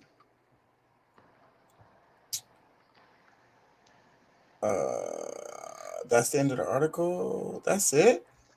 Well, in their defense, I believe this is right after it happened. So they probably rushed this article out like a motherfucker. Like, brat. So why didn't they mention body armor in this article? Dun dun dun. Fucking and that's what I want to go to on this topic. Let me see. I think I have a video that shows when he got arrested. Let me see. Is this it?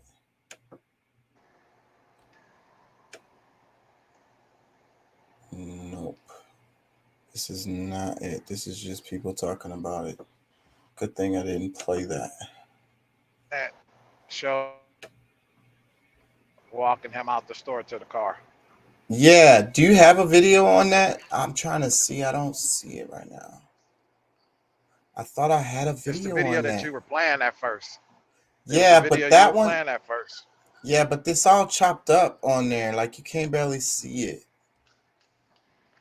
Because I want to freeze frame on it. Because it shows the stuff on the ground that they was pulling out of his pockets and stuff. The lady standing next to him was holding his helmet. His rifle was on the ground. You saw everything. So, like, I didn't see no body armor, bro. Let me see. Does this one show the clip? Because they probably don't want to show that clip no more. It's so fucking, like, narrative driven. And Doc was right. Like, the left does control the narrative in the news. I can't argue with that. So, I can't find it. Hold on, y'all. Fuck me. I don't fucking see it. Hold on. Not guilty after murder charge. This is the same one I was just looking at. Them talking. Witnesses described. That's the one I was just clicking on. Damn it, y'all. I don't see the freaking video. I wish somebody was here to send that to me. Where did Doc go? I guess I'll just go back to the Instagram and play that again. That's how we'll do it. But I can't freeze it. That's the problem. I can't freeze it, or I don't know how. Oh, go to the. Yeah, that's how I'm gonna do it. I'm gonna go to the page that it's on. Which one is it? It's this one.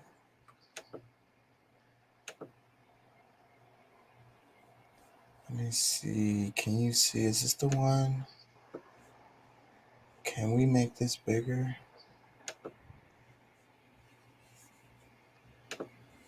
Oh my God. Yeah, he shot a lot of people in there. Okay, yeah, this is perfect. Yeah, he shot a lot of people on top. A young white boy too. Can y'all see this? Yeah, hell yeah. Yep. Hell yeah. Okay. He shot a lot of people up in there. Oh my God. Yeah, he shot a lot of people in there. Okay, let me pause it right here. So like, does he have something on under? I guess I can see a vest. It looks like he could possibly have on a vest underneath his shirt. But that arm area doesn't look like body armor. So, but then too, I can't see what he has on under his pants. Okay. We could say that. I don't know. And those pants do look really puffed out. So maybe under his clothes. All right. So, okay, that's fair. I didn't think about that before. So, but you can see in this picture the stuff like they're pulling out of his pocket. Oh my God. Okay, the rifle is over there on the ground. There's a police officer standing over it. I don't know what this is. It looks like a piece of something here. This also looks like a piece of something. All of this is stuff they pulled out of his pockets. I think there was something else over here and over here. Wow. He a terrorist or something. Okay. See, like, what is this on the ground over here? What is that? It looks like I don't know what that looks like. Oh, that's a piece of his webcam helmet. That's his helmet. So maybe it had like a little cover on it. So that's what that little black part I think I saw. Yeah, that's the helmet with the webcam. He a terrorist. Oh my God, he shot so many people in there. Okay, she's holding the helmet now. They're digging through his pockets. Wow. Yo. Oh. Wow. Wow. Walk in, man. That nigga always shot me, man. Yeah.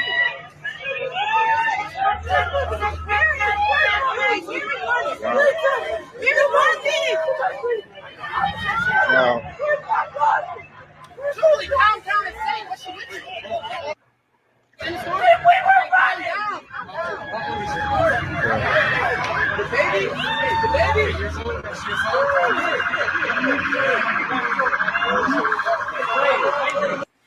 How did he make it out of this alive? It seemed like somebody could have. Let me stop. Nobody probably had a gun on him, bro. Say what? I'm sorry, I missed you. What'd you say? Nobody probably had a gun. I say the people in that store probably wasn't armed. Yeah, and that's what Pat said in the text message. He said, he said everybody just need to be ready. And I was like, how are you gonna be ready for a dude with an assault rifle in a damn grocery store, right? And Pat was like, well, at least if I'm not the first one, you know what I'm saying? But still, that's it. You could be the first one. Only one with the gun.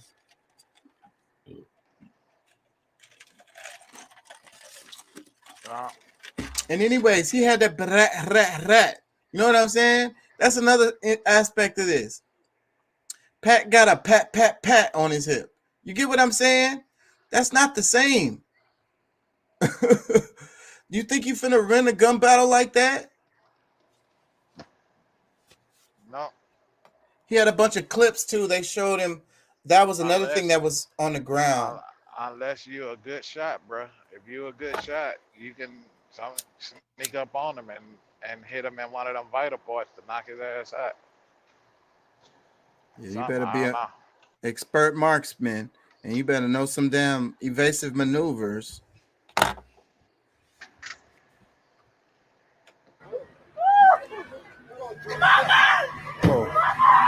Oh my God. Yo, it's about to go national.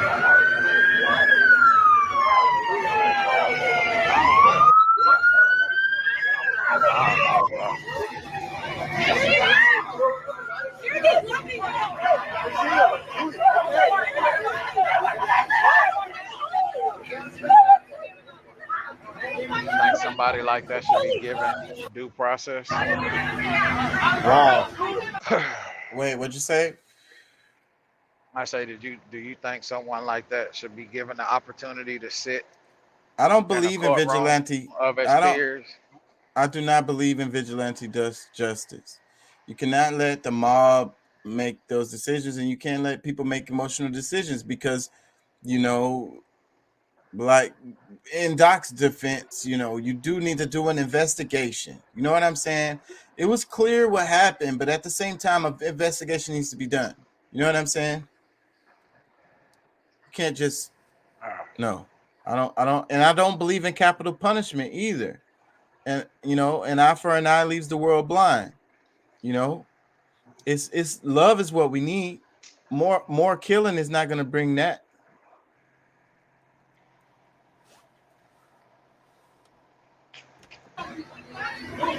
Crazy. This nigga just killed man. Wait, what'd you say? My bad. I say I don't know. It's kind of hard for me to think that way if that was my wife and my children in that store and they were slain. And I feel you because I can say the same. Well, I'm speaking from a philosophical point of view. I can't really speak on that because it was moms and grandmas and stuff in that store. You know what I mean? That was killed, and for nothing. Like who knows how I would feel even if I was on the scene. And I wasn't related to none of them people. You know what I'm saying? Ain't no telling. I can't predict that. You know what I'm saying? But that don't make it right. You know what I'm saying? That don't make it what we need. That don't make things better. Wow.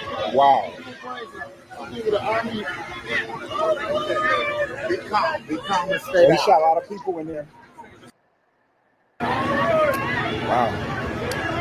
They're bleeping out all the certain words. White boy shot a lot of people in Tops. He let loose. He had a semi-automatic weapon. Oh, thank you, Jesus. Like I'm talking about, he let loose in there. Who I used to work here, man. He let loose in there. I used to work here. I'm talking about white boy. White boy. He got him in the squad car now. He put the gun to his head. No, he didn't shoot himself. That was crazy. He killed a lot of people in there. Oh, Jesus. I used to work here. Wow. Yo, damn. This is so.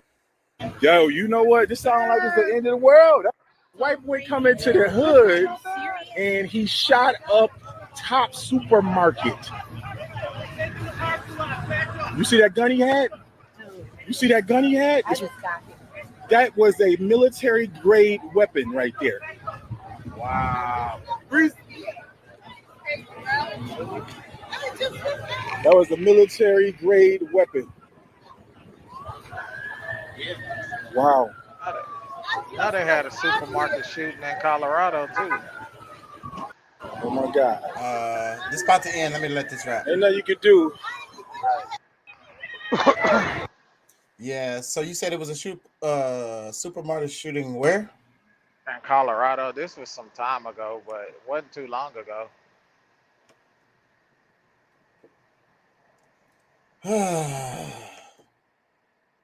So it's like, I don't know, man. That dude said it feels like it's the end of the world. I want to play Tucker's comments on this again because it got chopped when I was playing it earlier. And again, let's give it on a big screen. No captions, we don't have. Because a mentally ill teenager murdered strangers, you cannot be allowed to express your political views out loud. That's what they're telling you. That's what they've wanted to tell you for a long time. But Saturday's massacre gives them a pretext, a justification. Because I really want to see. I had more of that clip, but this is such a stingy part of it. But it's only 15 fucking seconds.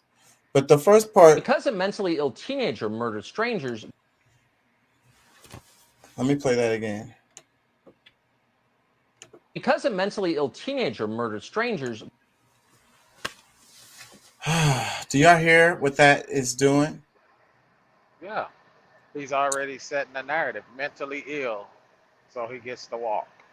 And wait, no, just simply mentally ill teenager. So basically, innocent person kills strangers as in like these people don't really matter, they're random people.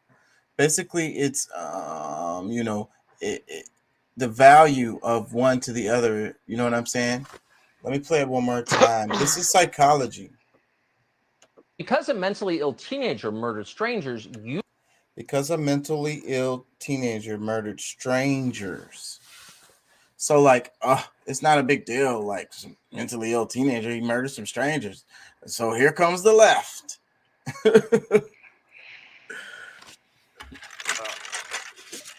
Bruh. And I'm not picking on Fox News or Tucker Carlson, but anybody out there listening gotta freaking hear this, bro. Let me play it one more time, y'all. Let that sink in. Because a mentally ill teenager murdered strangers. Oh, please, you guys, try to hear it. Don't be so dogmatic. I don't fuck with Rachel Maddow or Tucker Carlson, but I will listen to Rachel Maddow or Tucker Carlson if they're making fucking sense. You know what I'm saying? I'll listen to the message. You know what I'm saying? I don't mind this. Tucker Carlson be right a lot of times. Right on the fucking money. But you guys got to see what's happening here with this.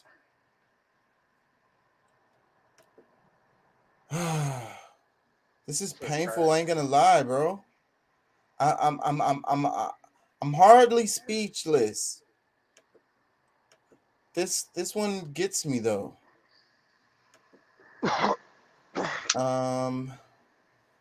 This is the one where the lady was kind of upset. Let me see. I don't think I want to play this one. Where's the other one? This one, yeah. Authorities confirmed that the Buffalo killer, yet even when Buffalo authorities confirmed that the Buffalo killer was a lone wolf, the gonzo journalists at Rolling Stone say, no. There are accomplices here. The Republicans. It's so weak.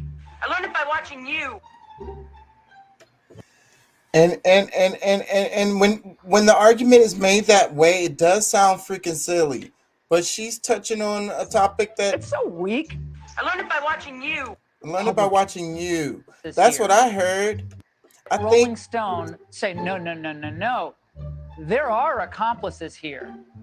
The Republicans. But wait. What are the accomplices here? Let's say the Republicans. That's ridiculous. Throw it all the way out the window. Let's ask the question, who are the accomplices here? Could there be? What about within our society or our system? What about, our law enforcement? What about the parents, friends, neighbors? Yeah. No, nobody in his family, immediate family, knew anything about this. You think any of them could have done something to maybe stop it from happening? Man, his mother knew this boy was crazy. And the how school does he? even reported that they knew he was dangerous. That's why they kept him under close watch. But And he said teenager. Is he 18? Regardless, let's say he's 19. I'm pretty sure he's younger than that. But let's say he's 19, right? And let's say you have a child. Your child is 19. You have a 19-year-old, still lives at home or whatever. And your child is planning a freaking mass shooting. You think you would know anything about that? You or your Not if wife? you don't. You would have to be going back and forth and they through their stuff.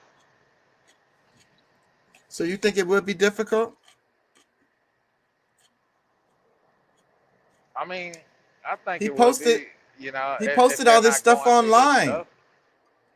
He posted Oh all this well. stuff online.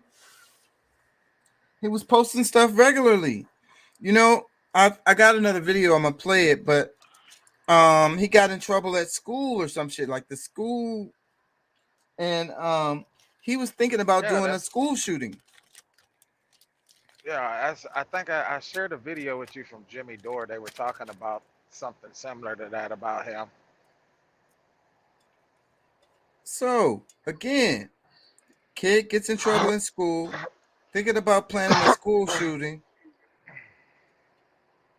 His ass needed to be admitted to a hospital, bro. He's not fit for society. Obviously, he has hate. It's not mental illness. It's pure fucking white supremacy. It's pure racism. What he did. That's pure So racist to hate. He went in there with an objective. So I don't know why they keep throwing around the whole mental illness. I hate it when they do that, bro. Every mass shooter, it's always mental illness. You know well, what he I'm was saying?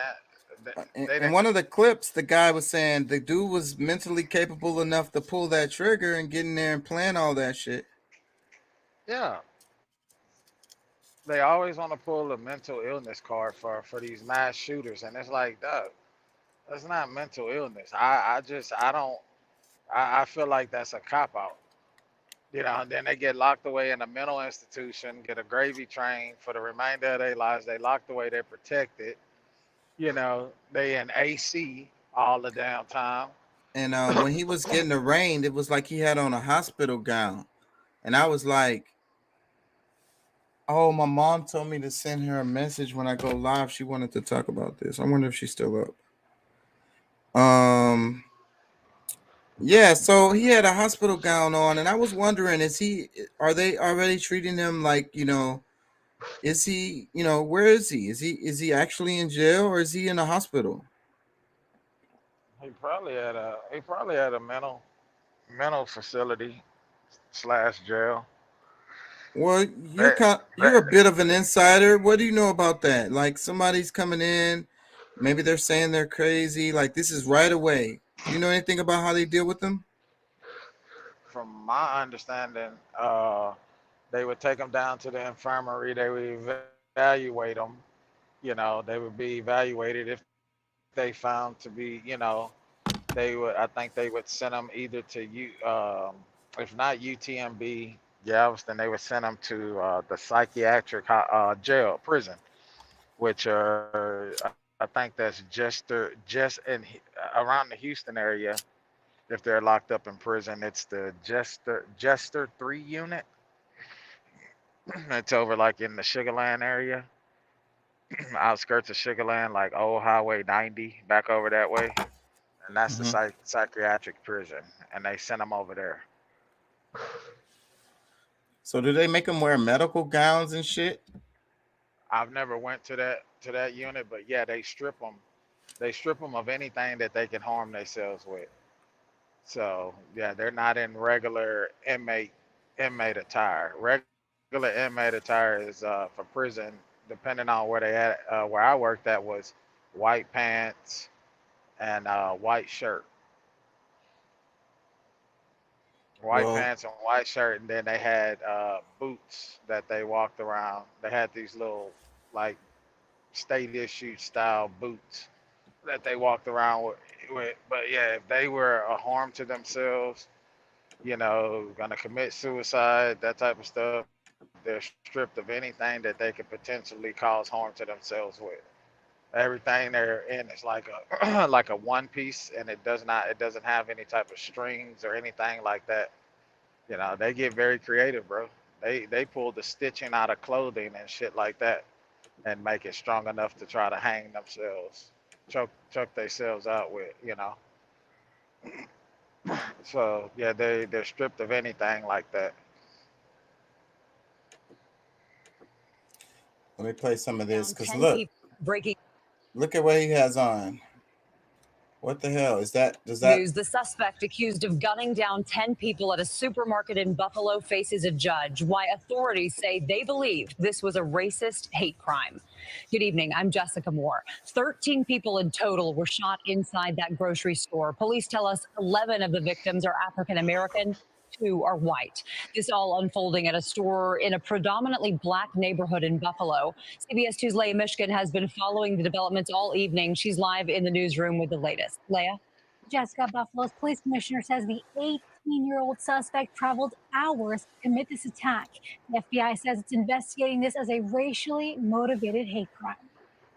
New video shows the 18-year-old suspect Peyton Gendron in court. Conklin, New York resident arraigned on first-degree murder pled not guilty. Carries with it a sentence of life without parole. We are now investigating terrorism charges, other murder charges, along with working with our partners in the federal government so that they can perhaps file charges as well. Oh my God. The scene unfolded around 2:30 Saturday afternoon. Buffalo's police commissioner says the suspect was wearing armored tactical gear when he arrived at the supermarket on Jefferson Avenue. The individual exited his car and engaged 4 individuals. He shot 4 people in the parking lot. The suspect, police say, made his way inside the store. He was doing this when I seen him. You can see inside the store. And so I saw him doing this. And I'm like, I don't got a phone on me. So I'm like, I'm screaming. Somebody called the police. Shooting a total of 13 people, according to Buffalo police, the majority of the victims doing their Saturday grocery shopping. This is the worst nightmare that any community can face. The depth of pain that families are feeling and that all of us are feeling right now cannot even be explained. Buffalo's police commissioner says a total of 10 people died, including a security guard who was a retired Buffalo police officer being hailed a hero for his actions. Engaged the suspect, fired multiple shots, struck the suspect, but because he had heavily armored plating on, that bullet had no round. The suspect engaged our retired officer, and he was ultimately shot and deceased at the scene. Governor Kathy Hochul, who arrived in Buffalo Saturday evening, calling the suspect a white supremacist. Who has engaged in an act of terrorism and will be prosecuted as such. Out of the 13 victims, 11 are African American, 2 are white. This was pure evil. It was straight up racially motivated hate crime from somebody outside of our community, outside of the city of good neighbors, as the mayor said, coming into our community and trying to inflict that evil upon us. And the NYPD says out of caution, they have increased patrol at various locations. Jessica. Leah. What is that going to do? So frustrating. Hey, Ma. Hey, I had some technical issues, and I don't know what the content is about. We're talking about the shooting, the Buffalo shooting. What do you think about it? Oh man, them bitches. Oh man. Oh my God. Oh Lord, give me a minute. I know. Give me a minute. Y'all go on. Y'all give me a minute. Okay, I got another video. I need a minute. Oh my God, it takes my breath away. It takes my breath away. Okay, this video is an update. So those ones. I've seen everything. I've seen everything. Well, I do this for the audience, like, you know what I'm saying. But yeah. What was I gonna say? Those other videos were more recent to when it happened. This one is a couple days later and by PBS, so it's actually pretty good. Check this out. They kind of break it up, kind of talk about it. Federal authorities are investigating the weekend massacre in Buffalo as a potential hate crime. Law enforcement officials also reported today that the accused gunman had planned to continue his shooting spree at another location if he had escaped. That news came as communities in Buffalo mourned the losses from an attack that claimed 10 lives. All were Black. Special correspondent Pat Wise has our report. Today, as the community of Buffalo, New York learned more about a gunman's racist shooting rampage at a supermarket over the weekend, the reality was setting in. Eddie Colbert has lived in the area for 50 years. He's suddenly fearful of his usual routines and visits to local stores. Thinking about the fact that it could be me or anybody else going in or coming out of that. Why did they choose him to talk to? So this is something that's going to be scary for anybody now, you know, because we don't know if there's any other haters that's out there that's going to copy this, you know. Tops Market sees heavy foot traffic from residents nearby as one of the only grocery stores in the predominantly Black neighborhood. One of the only grocery stores. When Wait, the gunman entered. wait. She hid in a conference. Let me stop there. Y'all know the concept of food deserts. I think we talked about it a bit. Me and Deuce, I think we did talk about it. Food deserts. And you know, she just rolled over that. One of the few grocery stores in this Black neighborhood. So it's like that sentence is a thing. That's a thing that happens, and it's across the nation. Anyways. Room and is still reeling from the experience. During the incident, I was scared because I didn't know I didn't know if he was gonna find us and just shoot us, and I didn't know nothing. But now, I mean, I'm still a little bit scared because this was supposed to be a safe environment. Can I interrupt for a minute?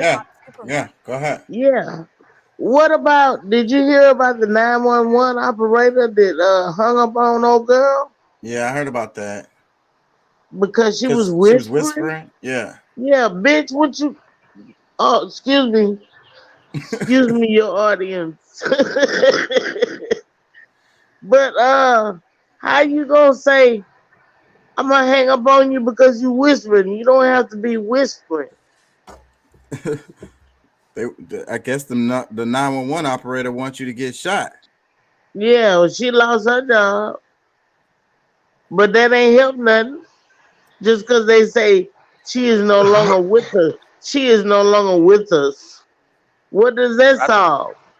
That was issue, the first 911 call. In the moment, the bigger issue is that has passed. Okay. Now, I was just saying, like, for me, the bigger issue is that this is not the first time something has happened like this. You know, it happened to the church over there in the Carolinas. It's happened, you know, Hey, and it's dude. something that's been going on, bro. So when will this government that Black people put all their hope into, when are they gonna start protecting us? When are they gonna put some type of things in play, some laws, hate laws, you know, and start protecting us? You know what I'm saying? Because you know these same people, that the same administration or president that all these millions of Black folks in America went out there and voted, put their hope in, and y'all let him tell y'all that you're not Black if you don't vote for him. He went out there and used that for his political race. He didn't go out there to console or help mourning families or anything. He don't give a fuck at the end of the day. I think I have a video on that. Did you see the video? I think I sent a video on that. So I might end up having to do a part 2 of this because I can't stay on here too long because I worked all day and I got to work tomorrow. And but so I think I'm gonna do a part 2 of this because I got more stuff on this topic. You know, and Because that's the there's a thing, lot of bro. Like dimensions. we're so forgiving as Black people. We're so forgiving. Oh, it's okay. Oh, you know, well, you know, and it's like, when does it stop, bro? When do we actually stand up as a unit across this country? You know what I'm saying? And band together and stop allowing these folks to just handle us in any fashion because that's what's gonna You happen mean throughout stand up this. and get shot? You mean stand up and get shot? Because white boys don't get shot. The motherfuckers is handled with kid gloves. They talking about, we don't want you to hurt yourself. Put the gun down. A brother would have got a headshot. Yeah, I mean that's true too. You know what I'm saying? But it's like it's one of them things, bro. You remember back in the day, you know, when they fought, when you wanted people to pay attention. And I'm not promoting this. I'm not telling people this, but these are the type of things that cross my mind. You remember back in the day when they wanted people to pay attention to what they were doing, they implemented violence. They would go to the next village and snatch somebody's child, or do some shit like that, Yeah. And it's kind of like one of those things, bro. It's like they pushing people on the brink of something, bro. Something is like it's crazy. It's crazy, man.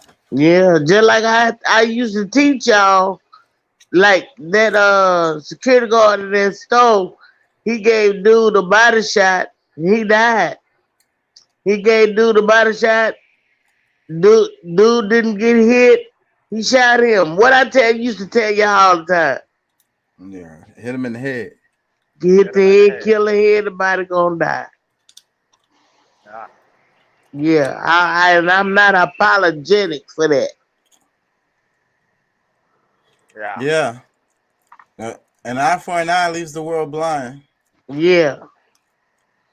Yeah, it leaves the world blind. But if he in the if I'm in a supermarket and you out shooting and I got an open shot, bro, I'm finna hit you with a couple of Head, these rounds. I ain't worried head, about no eye for to the eye. I'm finna hit head, you. to the Finna yeah. head, I'm to the finna go head, straight for your head. Try to whatever to the I can do, bro. head. It's For real, right. because To the head. I mean, you think about it, bro. Like, why does Yeah. society need somebody like him? What good? Yeah. What good? What good is he in society? What good is he Yeah. gonna be to lock him up for the rest of his life and tax dollars are No paying to good. feed and take care? Like, Paying, the we gonna motherfucker be need to paying die. to feed his ass. We gonna be paying to feed him. Hell, that's what we gonna be doing. Yeah, but I don't. I already off top. I don't believe in capital punishment. I really don't because Man, I feel but you like notice at the Well, end if of you Martin if Luther you King, earn at the it, to me, if you earn capital murder, if you really earn that shit, get it, get it. bro, I'm gonna tell you like this here: if you kill my wife, you kill my child, or if you rape my wife, molest one of my children, We you gonna dead, go bro. down together. You don't like any, and this is the way I feel, and that's something that I got to deal with God on. Yeah, Anybody that but touch women or children or elderly, you know what I'm saying, or if you run up in somebody's but house but and you know they Deuce, in there but sleeping, you Deuce, kill them because you want to stay. You deserve to die. so yeah, Point but blank. vi- Deuce, Period. but violence Deuce, begets violence, man, and yeah, it's just a yeah, cycle that's gonna that's continue. true. Y'all listen, but Deuce, that's how I fucked the Leafer up. Cause I had always told her that if anybody fuck with my kids and touch my daughter, I'm gonna kill them. Somebody tried to touch her and she didn't tell me because she thought I was gonna kill them and go to jail. She didn't tell me that till after she was grown. But I meant that shit. But by me telling her that, it caused her to not tell me what they did. Yeah. I mean, I don't preach this. I don't preach this to my kids. Like I say, a lot of my feelings and the views that I'm expressing right now are things that I think about. I don't put that out there. I don't act up on that. But it's just how I feel.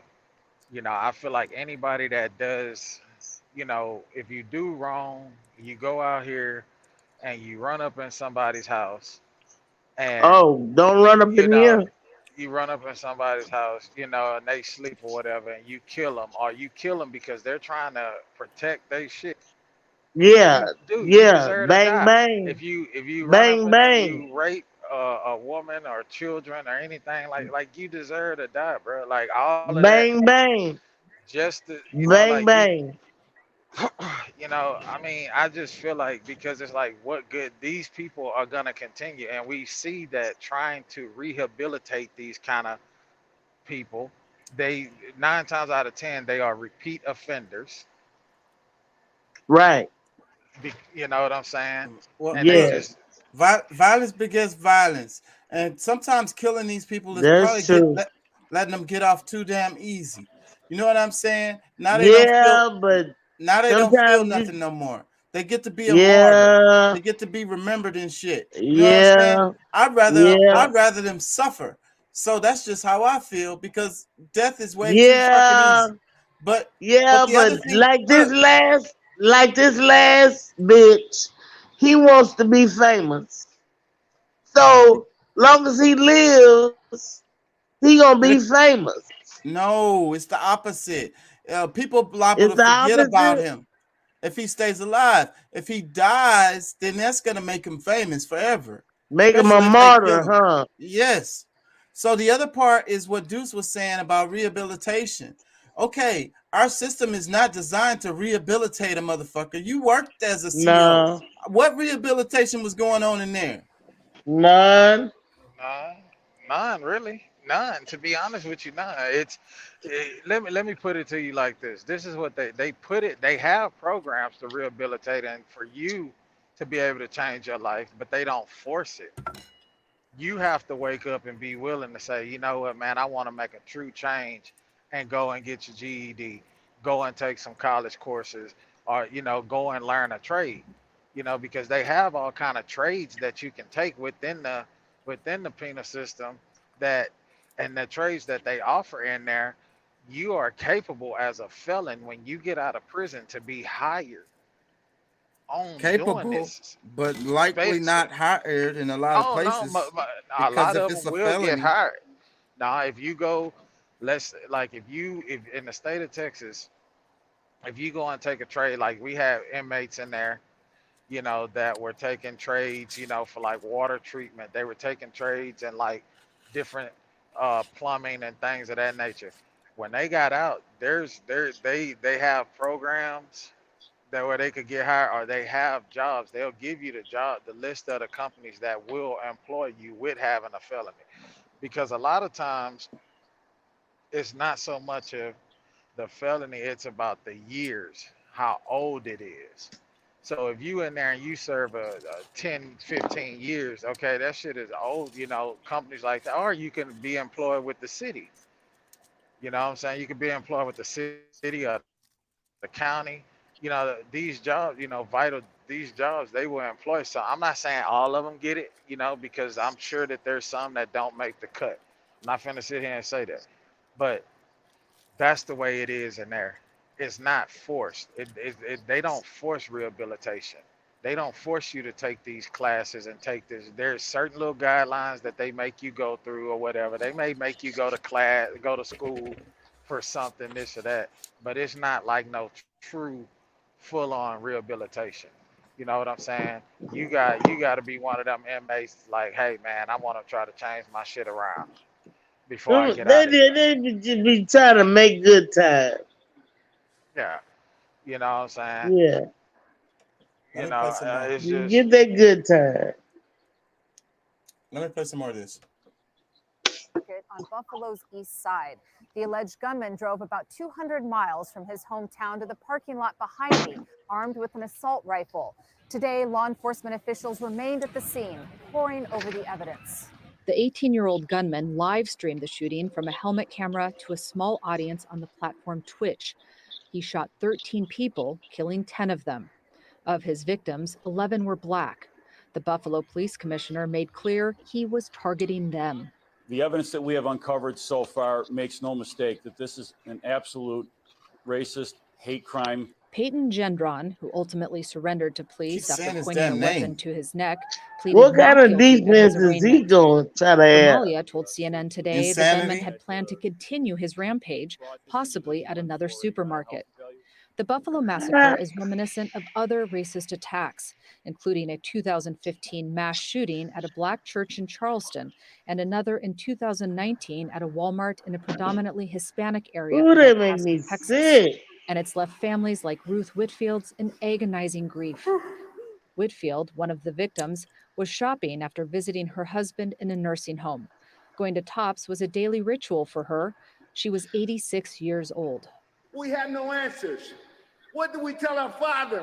We don't even know. He doesn't know. What do we tell him? How do we tell him the level of his life? His primary caretaker. Another victim, Kat Massey, was an advocate for civil rights and education. She wrote to local news outlets last year calling for federal Lord, have regulation of mercy. firearms. She was 72 years old. I wonder if sometimes, like I be saying, sometimes I think it's more going on than meets the eye. And I wonder if she was supposed to get hit. Like, she could have been a hit. He planned everything out. Is she who was supposed to be hit? This lady right here, she wrote about anti-gun laws and She stuff. wrote to local news outlets last year No, calling he for ain't know federal nothing about regulation her. of firearms. Maybe. That just She happened. was 72 years old. That's what you Reverend call a Denise Walden Graham has happenstance. been providing comfort I don't to her believe in community. coincidence. She works for I Voices do. Buffalo, an interfaith racial justice and equity organization. Our community is He ain't hurting. know nothing about her. Our community is devastated. As much as we try not to struggle with the spirit of fear, people are scared. People are scared. People are scared to leave their homes. People are scared to go into public spaces. Children are afraid to return to school. This is the point. This is what you call domestic terrorism, right? Because the guy's locked up, but people are still afraid because it could totally happen again. These things keep happening. And because he got friends, he got motherfuckers that agree with, excuse my language, that agree with what he did. They So gonna say, I'm finna well, go I get me want to one of go them do damn it assault too. rifle. I'm gonna get me one of them motherfuckers I can fold up and stuff down my pants. Goddamn, that motherfucker that fold down in half. Okay. And look, that's another part. Okay. I wanted to touch on that too because I thought about this. So But he people, was in camouflage outfit. Everybody should have been looking at him. well, he's hopped out his car, but Yeah, he did. He did. everybody's gonna buy guns as a result of this, even more guns. So maybe this is another part of this could be pushing for people to buy guns. Like I be saying, a lot of shit be bottom line type shit, profit type shit, economic type shit. Make more money, sell more guns. You know what I'm Yeah, saying? everybody already got guns. Yeah, sell them some more. They're scared as hell. Domestic terrorism. And like I said, these people are afraid. That's the whole point. Hey, but you know what this shit could be though, Chaka? You know what this shit, let me say this here. You know what this shit could be? Now you looking at, we just touched on this topic about all of these different countries that are, you know what I'm saying, banding together, joining NATO and this. So this could be a plot to get more Americans to buy guns because if the war break out, you need to be armed. They may be pulling motherfuckers. Oh, you look healthy and fit. This World War III. You go and fight. You got a gun. You got bullets. You got bullets. You know, it could be some shit like that too. But on the flip side of that is, and they always ask the question. Have you ever noticed they always when you a person of color, and if you just raise your voice in the situation, they are, why are you so hostile? Why you seem so angry? Exactly. You know, and it's like you, dude, when you're hated simply because of the melanin of your skin, you have to be on guard. Cause you never know if a motherfucker trying to be friendly to you to catch you off guard, cause somebody else can come up and slit your motherfucking throat. Because you don't Or know who's shoot on the you. side. It's a lot You of know what I'm saying? gaslighting and faking and a whole lot of like, like we're born and raised in the United States. you're so used to being gaslighted and lied to and like tried to be tricked and you know what I'm saying, scammed. And then you don't know who's the enemy and who's not. And I think that's one of the problems where, like I said, they create sociopaths because you get to this point where you just want to rely on yourself and that's it because you can't trust nobody. Everybody's a possible enemy, even your friends, neighbors, and family. And your loved ones. And loved ones. Mm-hmm. It be your loved ones that get you most of the time. Let me play this. Let me play some more video. We going too deep right here. Let's go. Because don't get me started. To go to work, people are afraid. Officials say the gunman subscribed to a racist ideology known as the Great Replacement Theory that's made its way from the fringes of the internet into mainstream discourse on the right. It's a belief in the false theory that there's a plot by non-white people to replace the power and influence of white people. Civil rights attorney Ben Crump blames the gunman and those who influenced him to commit the act. All these people who are talking about this race replacement theory, radicalizing these young, impressionable minds to go out and do irrational acts because they know they have an irrational audience. Police were called to his high school last June after he made threatening remarks. But after a brief mental health evaluation, he was free to go. Pause. Yeah. So. Yes.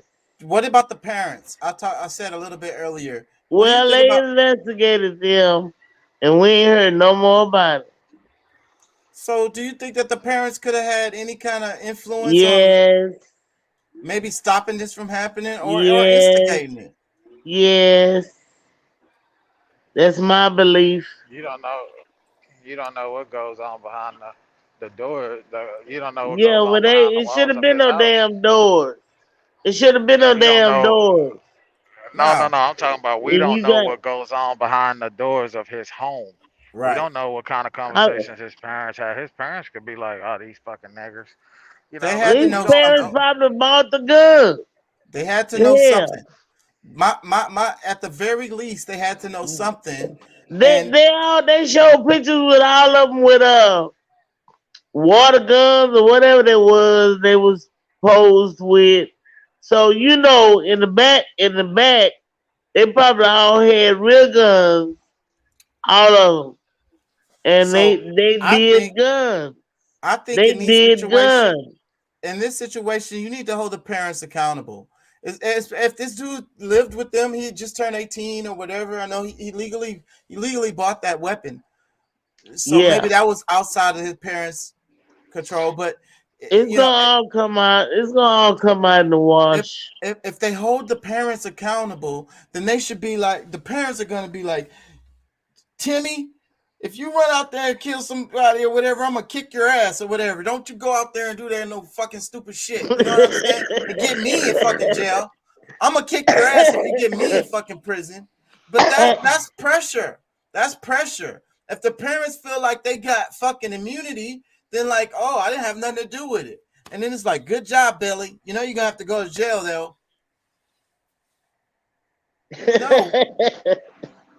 No, fuck that.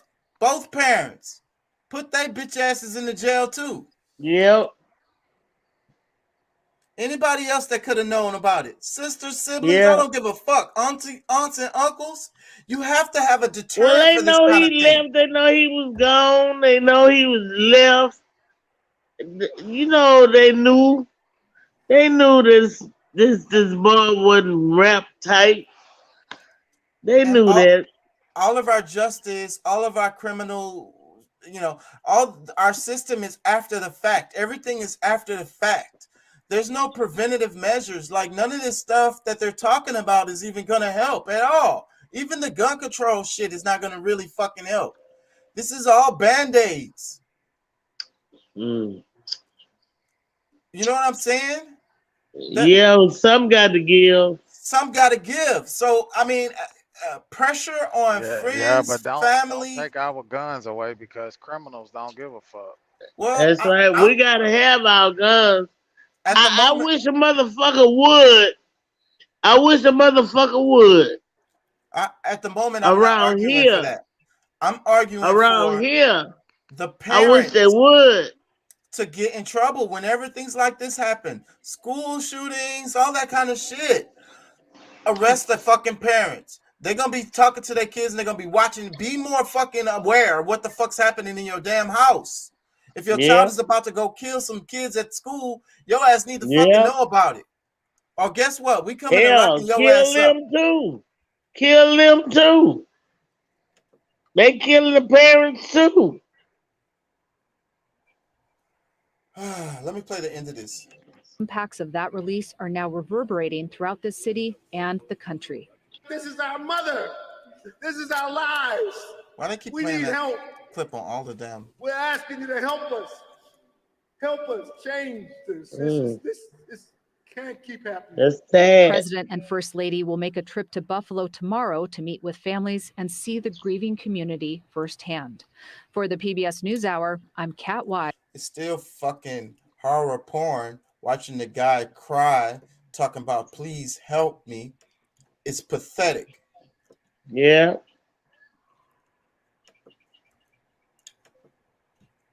And there's a certain segment of our community that gets off on that kind of shit.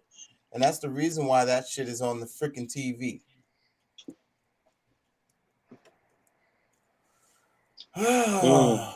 This shit takes my fucking energy away. I ain't gonna lie. I can't even think straight. But you can't let it. You can't let it. You gotta move through it. Because it's the denial that freaking hurts me the most. Like, yeah, but you can't let it. You can't let it get you. It's like, does the United States have a problem with like school shootings and shit like that? You know, no. It's just lone wolf. It's just random bad, apples or whatever the hell they say. Oh, well, does America have a problem? The United States have a problem with police brutality, like overreacting and being, harsh on people? Oh no, it's just a couple of bad apples, Yeah. Random individuals. It's not really a problem. Does the United States have a race problem? Does the United States have a race hate issue going on in it? No, slavery is over. You can work wherever you want to. We all go to the same bathrooms together and drink out the same water fountain. No, it's not really. Is Deuce still there? Yeah. Yeah. And I'm like, are you living in the same world as me? Like, I don't care what your skin tone is. If you can't see this shit, something is fucking wrong. They make the argument, oh, cops kill white people even more than black people. That's your argument? That's a problem. Come on.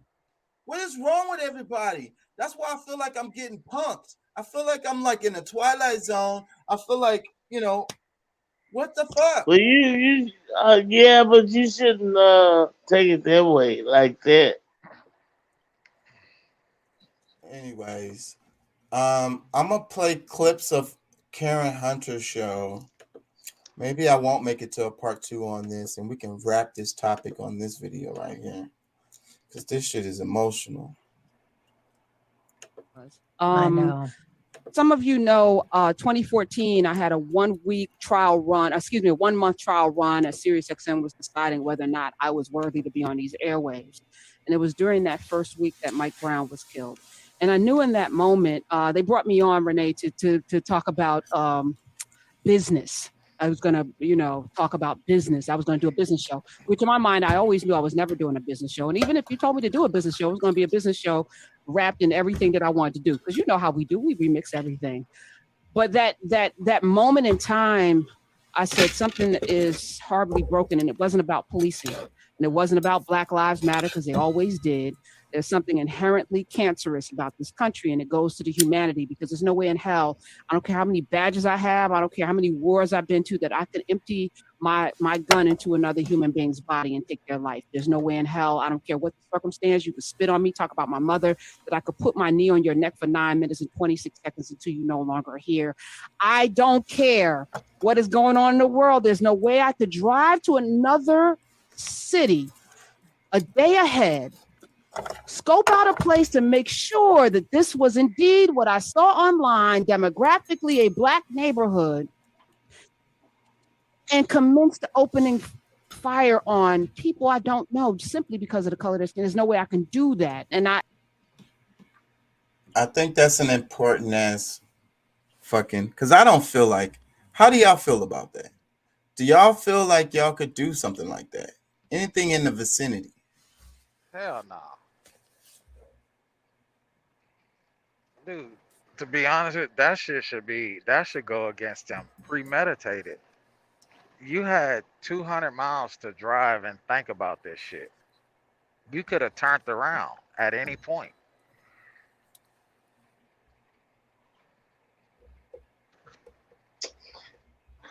Does that make sense? Yeah, man. I mean, Yeah, that makes sense. It's just that my Like, chest, bro, my chest is so full.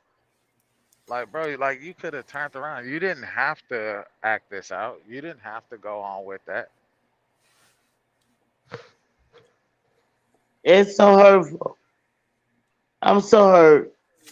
It's so hateful to do something like that. Like random ass people you don't even know, like innocent as hell. Like, it's not like you're at war and you're fighting against an enemy. You just shooting some random ass people. Like, well, that shit wasn't random. That shit wasn't random because that was them people's only grocery store. That was their only store. That's the place where people go and meet and mingle and go to the store. He knew this shit. He knew this. He planned that shit. That was a place of gathering. That's why I can't. That's why I can't even see them letting him go with the plea of insanity. Right. Bro, you got a whole manifesto of what you plan to do. Like, I'm not like it's just, it's crazy, bro. And it's something that us being Black men and women, us being fathers of and mothers of Black and young men and women. sons and daughters. Yeah, It was and it's older like, people who got killed in this, yeah, mostly. it's like I think about that shit, bro. I think about if, like that's That could something have that I been think me. about living It like. could have been me at the store, man. That's like I think about my wife getting pulled over. She's a darker melanin Black chick. She darker melanin. And she's Black. My daughter, dark. Chocolate. My son, he's red bone, he yellow like me, but yeah, and I think about that shit, bro. Like the hate that exists in this country, and it's like I don't even want to think about a police officer slamming my wife or my daughter or my son to the ground. Like, how do I Yeah. let that go as a man, bro? And you a Yeah. white dude Yeah. that do this shit? Yeah. You know what I'm saying? How Yeah. do I let that go? How do you even let that go? How do you say, to play, You I don't even guess to want to think poke the about cork no at shit you, like that. we can't go eye for an Oh. eye. Like, bro, this is my child. This is my Oh wife. Like, man. come on, man. Like, this dude Yeah. that's like me driving from League City to fucking Katy where you live at to come whoop your ass at your house. Well, Yeah. let's talk about this part of it, because we talked about the guns as a reaction, people buying guns. What about people not wanting to go out? Like that lady was saying in that video, people are I don't afraid. want to go out. So the thing is, Oh, I'm gonna go out. the I'm not COVID. gonna I'm live my not life in going fear out. like that. I'm not going out. COVID did the same thing. It kept people in. People stayed in. People didn't want to go out. They didn't feel safe. You know what I'm saying? They felt like if they go out, it was dangerous. You know. It's dangerous. So, but then Shit. look who benefits from this. So you get your The groceries criminal. delivered. You order everything from Amazon or whatever. You get what I'm Yeah. saying? Yeah. Uber Eats. Yeah. This could be a plug. This could be I a don't ploy to give put a a fuck. I ain't Walmart in going that nowhere. town, cause Walmart got delivery now. Yeah. Yeah. Nah, I ain't gonna live my life. They not gonna get me. They not gonna get I me ain't like going that. nowhere. I'm When you 63 years become old. I'm when 63 you years become old. I'm not man when you finna be become a going out hermit, there. that The terrorists win, right? That's man, what you were about to when say. you Yeah. become a I when don't you give a become a fuck. hermit, yeah. When you become a hermit and you sit in your house, oh, I'm not I'm a gonna go nowhere. hermit. I'm not gonna do this, man. I'm not finna give you that satisfaction over Yep. me. I'm a You're hermit. not finna get that off of me. Me neither. I'm You the know, I'm a same if you way. want hermit. that W off of me, you gonna have to pick me I'm a off, motherfucker, hermit. because I'm not finna sit in my house. I'm not Exactly. finna be scared. Nope. I'm finna go out there. I can I'm finna do my understand that. thing. I can understand that for y'all age. But they not I finna can limit my life. understand that. I don't care how old I am. They're not finna limit my life. Oh, y'all can't I'm not hear finna me? live. Yes, we can hear you. I'm not finna live my life in fear. I'm not gonna do that. I Yeah, you refuse. know, and then here's the thing: at 63 years old, you should be living what left of your life to the fullest, not sitting in no fucking house watching news all day and Jeopardy and Wheel of Fortune and playing solitaire between you and uh you you and You probably got Barry. 2 out of 5 on Like you those. should That's be, that's not bad though. yeah, like you should be out. Y'all should be out, man. There's so much shit going on. Y'all should be grabbing y'all fish. I know y'all don't have a boat no more, The- but y'all should be grabbing y'all fishing rods, going Oh, down to Kima, man. Come going on, going dog. down going I down want to there go to fishing. Sullivan Beach, I want going to down there fish fishing, too, but I don't have a boat anymore. And you you don't going need to a have to damn come boat to and take fish. your mama I'm gonna come get you. and go We're gonna take go her and fishing. go fish on the bank. Yeah, we're gonna go fishing sometime soon. I've been talking about it for a while. It's gonna Yeah. happen. Yeah, we can go fish on the But bank. I can do that. but like I but like I'm saying though, man, you just made a valid point. You 63. You need to be living the best life that you possibly can And my because you don't best know life how long. is fishing. Okay. I want to fish. Y'all help me. Help me. Help me, Mohammed. Yeah. So, but still, back to the terrorists. Fear, staying at home, being afraid, not wanting to go nowhere. You know what I'm saying? And I'm sorry. you know, I'm scared. and it's like so. But then, like I say, they win because that's the whole idea. That's the whole point. It's like the lynchings and stuff was about terrorism. That's what it was. And you know, they take the biggest, baddest person and slit their nuts in front of you. You know what I'm saying? Hang it from a tree in front of everybody. Let them hang there for a while. You know Oh what I'm my saying? God. That's what it is. It's terrorism. It's to make you afraid. You know what I'm saying? It's to make you not be able to live, to not be able to live your life. You know? So I mean, Damn, you cryptic. you know, that's how we have to fight it. So the guy was all like, "Somebody help me, help me, help me, help me." That's the same thing the dude was saying in the video, talking about, and he was crying big old alligator tears. And this is sad, but that's some old defeatist as I need some help. You know, can y'all please help us with this situation? That's some bullshit. No, you're never gonna get nothing accomplished that way ever.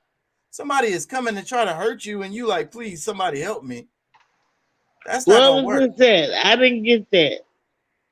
What I'm saying is, being afraid is not the answer. You know, living life is the answer. And you know, you don't put yourself in positions where you know you be smart, right? You know what I mean? I don't like large crowds. I avoid large crowds. You know, period. And so, but you know, you don't put yourself as much as possible. You don't put yourself in harm's way. But as far as going about your life through your day to day and whatever the hell you want to do, you can't let some thing like this affect that? Oh.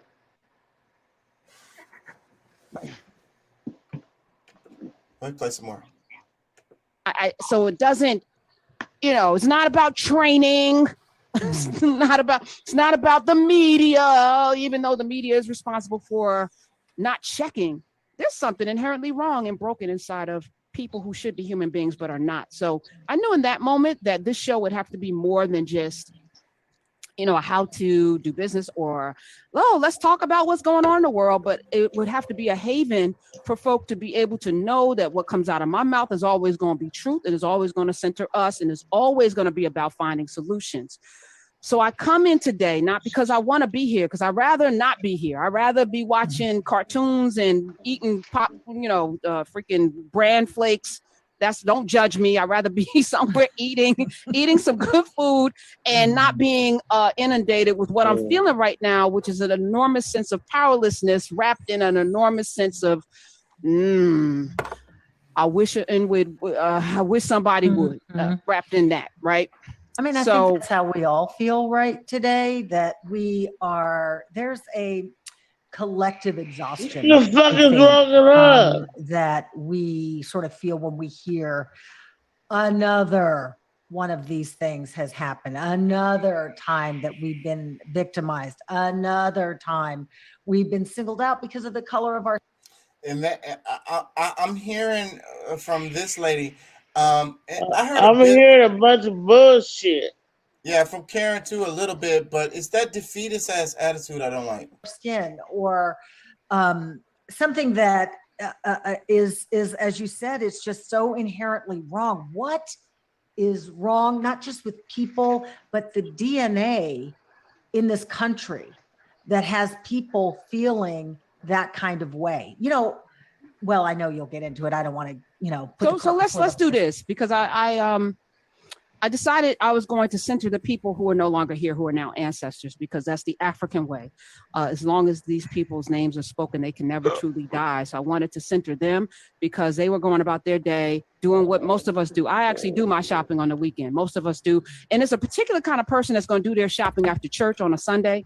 You see them, they come in, they got their church clothes on. It's usually somebody that's a little older. It's usually somebody that is part of the community because they're going. I thought it happened on a Saturday. It happened on a Sunday?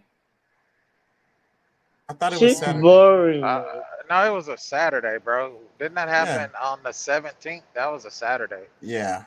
What is she talking about? The church and going to the store after church, somebody that's going into the store on a Sunday morning is somebody that is not lazy, is not shiftless, is not somebody that's about the bull crap. They're not littering in the community. They're not destroying the community. These are the people that are the heart of the community. Somebody that is shopping on a Sunday is somebody that is planning for the rest of the week. That is somebody that is central to the community. So I want to spend time today talking about these people at the top of the show. Yeah. Because Saturday, their lives and the lives of their family and the lives of their community were inextricably. I'm gonna say good night. So I'm gonna start with Aaron Salter. All right. I love you, dudes. Love you, chocolate. Love you too. All right. Love you too. Good Love night. you too. Good night. Salter Jr., he's 55. He was 55. He was a 30-year veteran of the Buffalo Police Department. 13 years he spent on the police department. He didn't do anything but help people. As a matter of fact, when he retired after 30 years, 55-year-old Aaron Salter Jr., he became a security guard at this grocery store. Yeah. And he actually shot this cretin, whose name I will not utter on these airways because I'm not giving him life. He gets nothing from me. I'm not. Anyway, he was shot. I'm with you on that. I'm with you on that. I'm not giving him no light today. Nope. So Aaron Salter was shot trying to save people. He was shot shooting this person who had body armor, which is why it slowed him down. It didn't stop him because he had on body armor. He had on body armor, y'all. He had on body armor. Yeah, and they're lucky going into. Oh, yeah. And they're lucky that Aaron Salter Jr. was part of the Buffalo Police Department, not the military, who was trained to shoot you in the head instead of the body mass in the center. Center body mass is what police are trained to shoot you in the center of your body because it's bigger and you don't have to be as good a shot. So that's what he was aiming for, not ever imagining that. But if he were former military, it would have been a headshot. That said, Pearl Young, who was not, she was 77 years old, Pearl Young, school teacher in the Buffalo Public School District. She was born in Alabama. So you can imagine 77 years ago being born into the deep South to move up north where things would be better. Things would be safer. You know down south who your enemies are. Up north, it's a little bit dicier and almost more insidious. Yes. She lived in Buffalo for decades. She had 2 sons and a daughter. She was described by her loved ones as a woman of faith and a pillar in the community. She ran a local food pantry. I wonder if she was there shopping for that food pantry that she ran. She ran that for more than 20 years in her community. Pearl Young, 77. Haywood Patterson, Deacon Patterson, people call him, 67 years old. He was a driver. He was killed helping people load their groceries into their car. He would often go and help people. He was known. His wife, Terza Patterson, said people loved him. The community loved him. His client was getting ready to get into her vehicle when he got shot. He was a deacon in the church who regularly drove people to the grocery store to do their shopping. This is who we lost on Saturday. Yeah. Haywood Patterson, 67. Ruth Whitfield, to get to 86 years old, Renee Seiler, to get to 86, she was at the Tops Friendly Market after visiting her husband in a nursing home. Oh, wow. Now, you go see if your baby's okay, and then you're 86. Wow. 86. And you go. And she's just so beautiful. Their spirits, really, you can see she was sitting there all dignified in her church finery. I'm looking at a picture of her on a WGRZ website. But yeah, 86 years old, and she had, as you said, was caring for her husband. But what I'm hearing in this is how they were such an integral part of the community and caring for others. She was caring for her husband. Yeah. Roberta Drury, 32. 32. She moved to Buffalo in 2010 after her oldest brother received a bone marrow transplant to treat his leukemia. So he came there. She came there, Roberta did, to help her brother Christopher. She came to help him run his restaurant, the Dalmatia. I hope it's still open. Y'all should go patron it if you are in Buffalo. Let's overwhelm them with orders so that they can stay and thrive, because she was there to help out. Roberta Drury moved there to do that. Andre McNeil, he was buying a birthday cake for he was 53, by the way, there to buy a birthday cake for his 3-year-old grandson. There to buy a birthday cake. Celestine Cheney, 65, a mother and grandmother of 6. She was shopping with her older sister, Joanne Daniels, when she was shot. She was a breast cancer survivor. She survived an aneurysm in her brain. She goes to Tops and then she gets shot. She survived breast cancer and an aneurysm. 65-year-old Miss Cheney. Geraldine Talley, 62, in her final moments. She came to Tops Family Market Saturday for a few items. She sent her fiance, who was shopping with her, down the aisle. We often do that. We go shopping and you go, honey, go get the pancake mix. I'll meet you at that happened to retrieve something off a shelf before she could reunite with her fiance. This cretin opened fire and her fiance survived. But with what? He was planning a life with this woman. And for those of you, my mother got married in her 70s. And she is so happy. Let me just tell you, people were worried because my father was such a pivotal figure, such a powerhouse. They were worried that I would be upset that my mother would remarry. But you know what, Renee? I want my mother to be happy. Right. And this man makes her happy. So guess who's happy? I'm happy. Right. She's happy. And she's in her 70s. And if you could see this 70-something-year-old woman, this 80-year-old man get married, second chance, both of them second marriages, it warmed my heart. Now this Miss Talley, 62, was getting married at 62, which tells everybody out there it's not too late, only to lose her life. And I feel bad for her fiance, who was planning to live a life with this woman. Yeah. And Marcus Morrison, 52, father of 3. Little information is known of him, but I'm going to say his name, Marcus Morrison. Y'all need to find more information about Mr. Morrison so we can definitely tell his story. Also shot 20-year-old Zaire Goodman, 50-year-old Jennifer Warrington, they both were treated and released from the hospital, and 55-year-old Christopher Braden is still being treated for his injuries. So that happened on a Saturday morning in Buffalo this Saturday. 866-801-8255. Say their names individually. I'm going to say them again. Aaron Salter Jr., Pearl Young, Haywood Patterson, Ruth Whitfield, Catherine Massey. Catherine Massey, did I say 72 years old?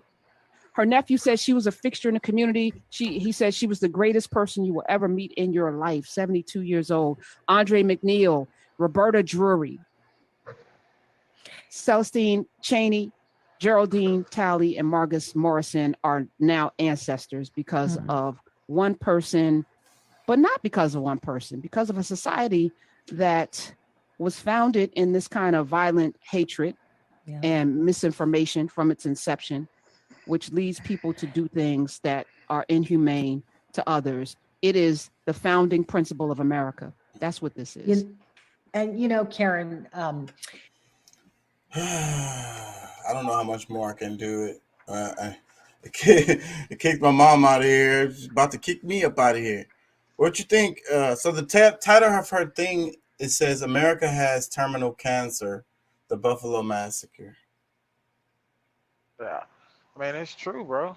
It's written, if it didn't, you wouldn't have these things happening like this, you know, constant, and it's happening all over. A lot of it isn't polarized like this is, or politicized like this one here is, but it's happening every day in a community somewhere around America.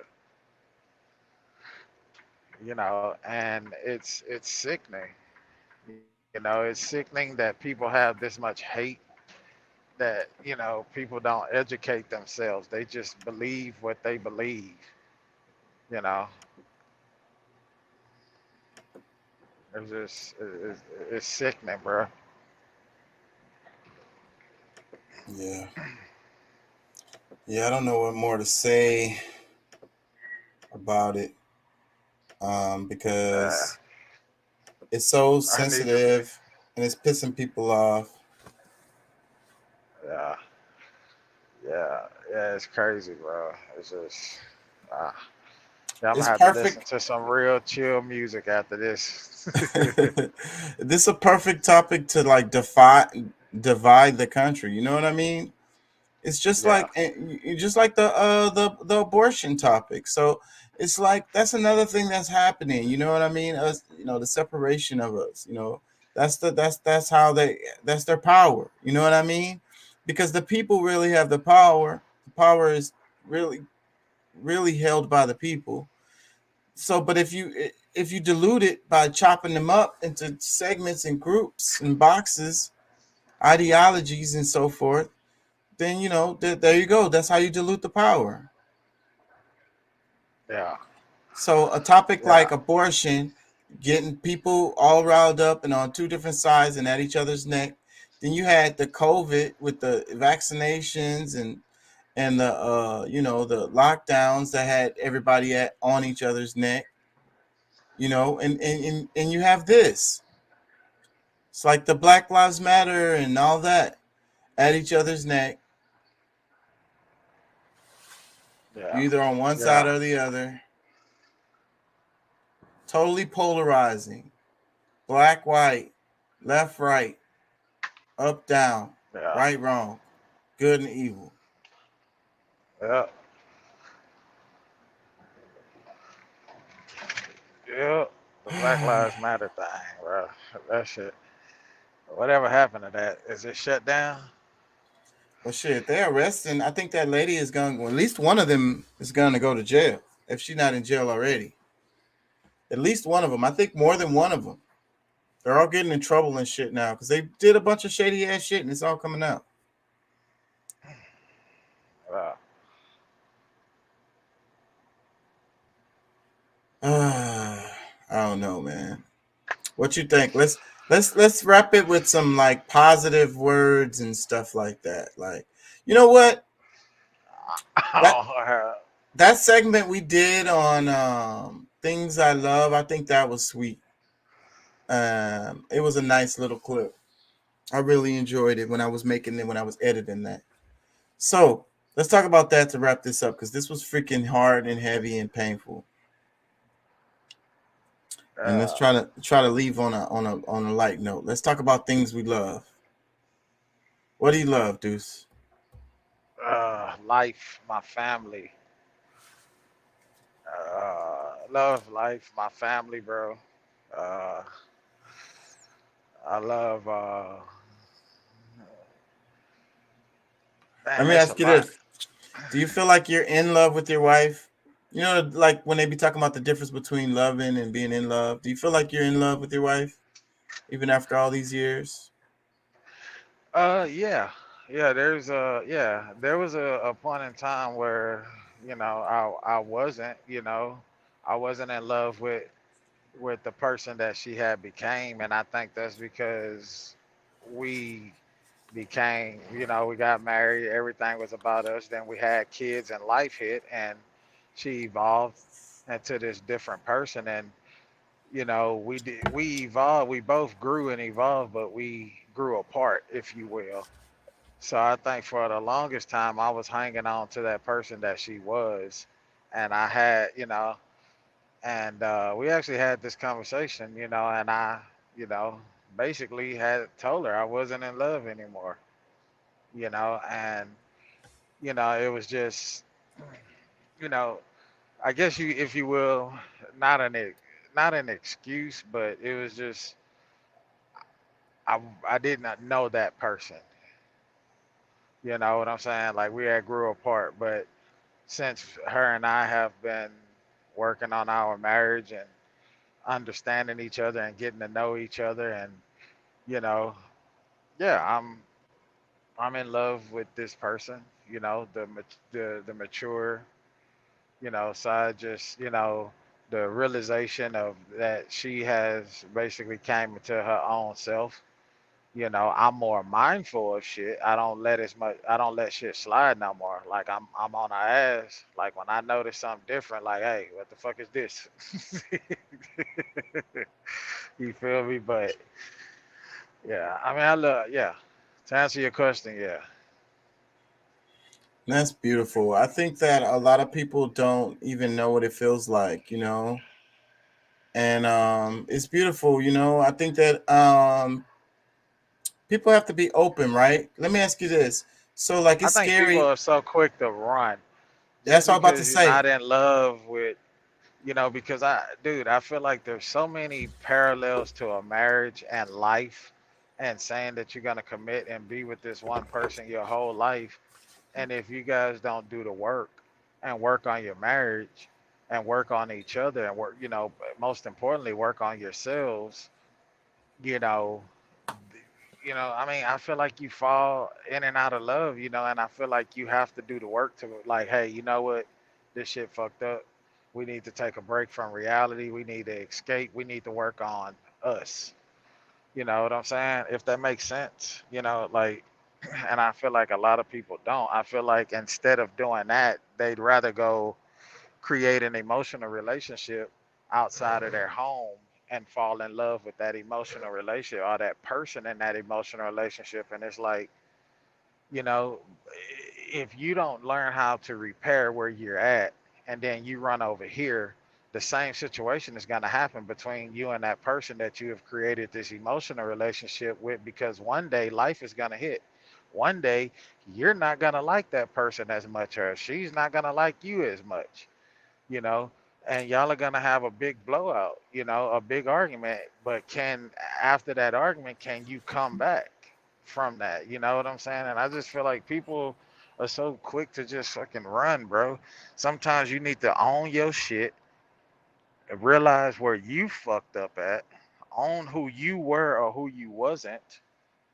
You know what I'm saying? And y'all work on that shit together, you know.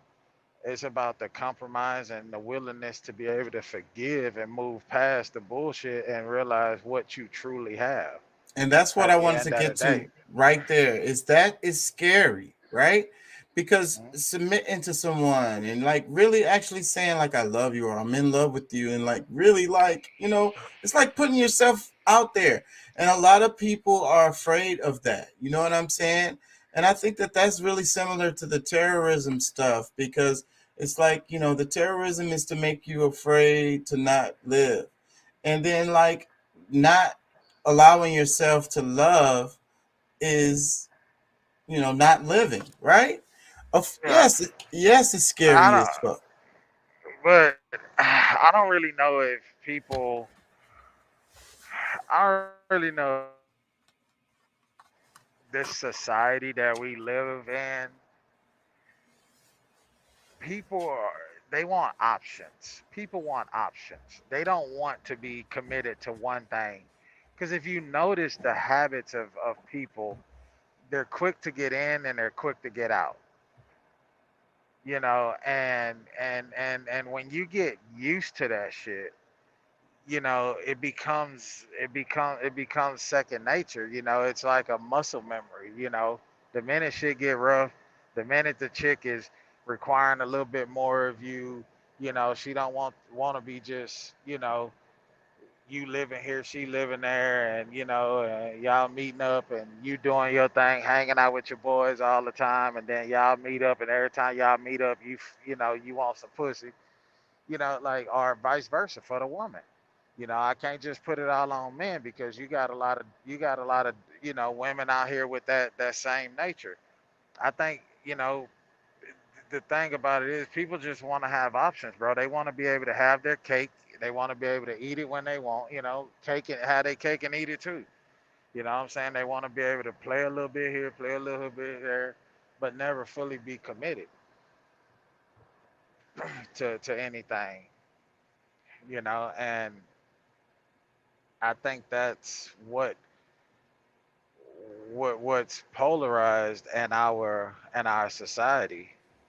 You know, it's okay not to get married. Why do you have to get married? Why do I need to commit to you in marriage? Why do I have to do that? Why can't we just be long term, you know, boyfriend, girlfriend, and we live our life that way? Or, why do I have to submit? Why do I have to compromise?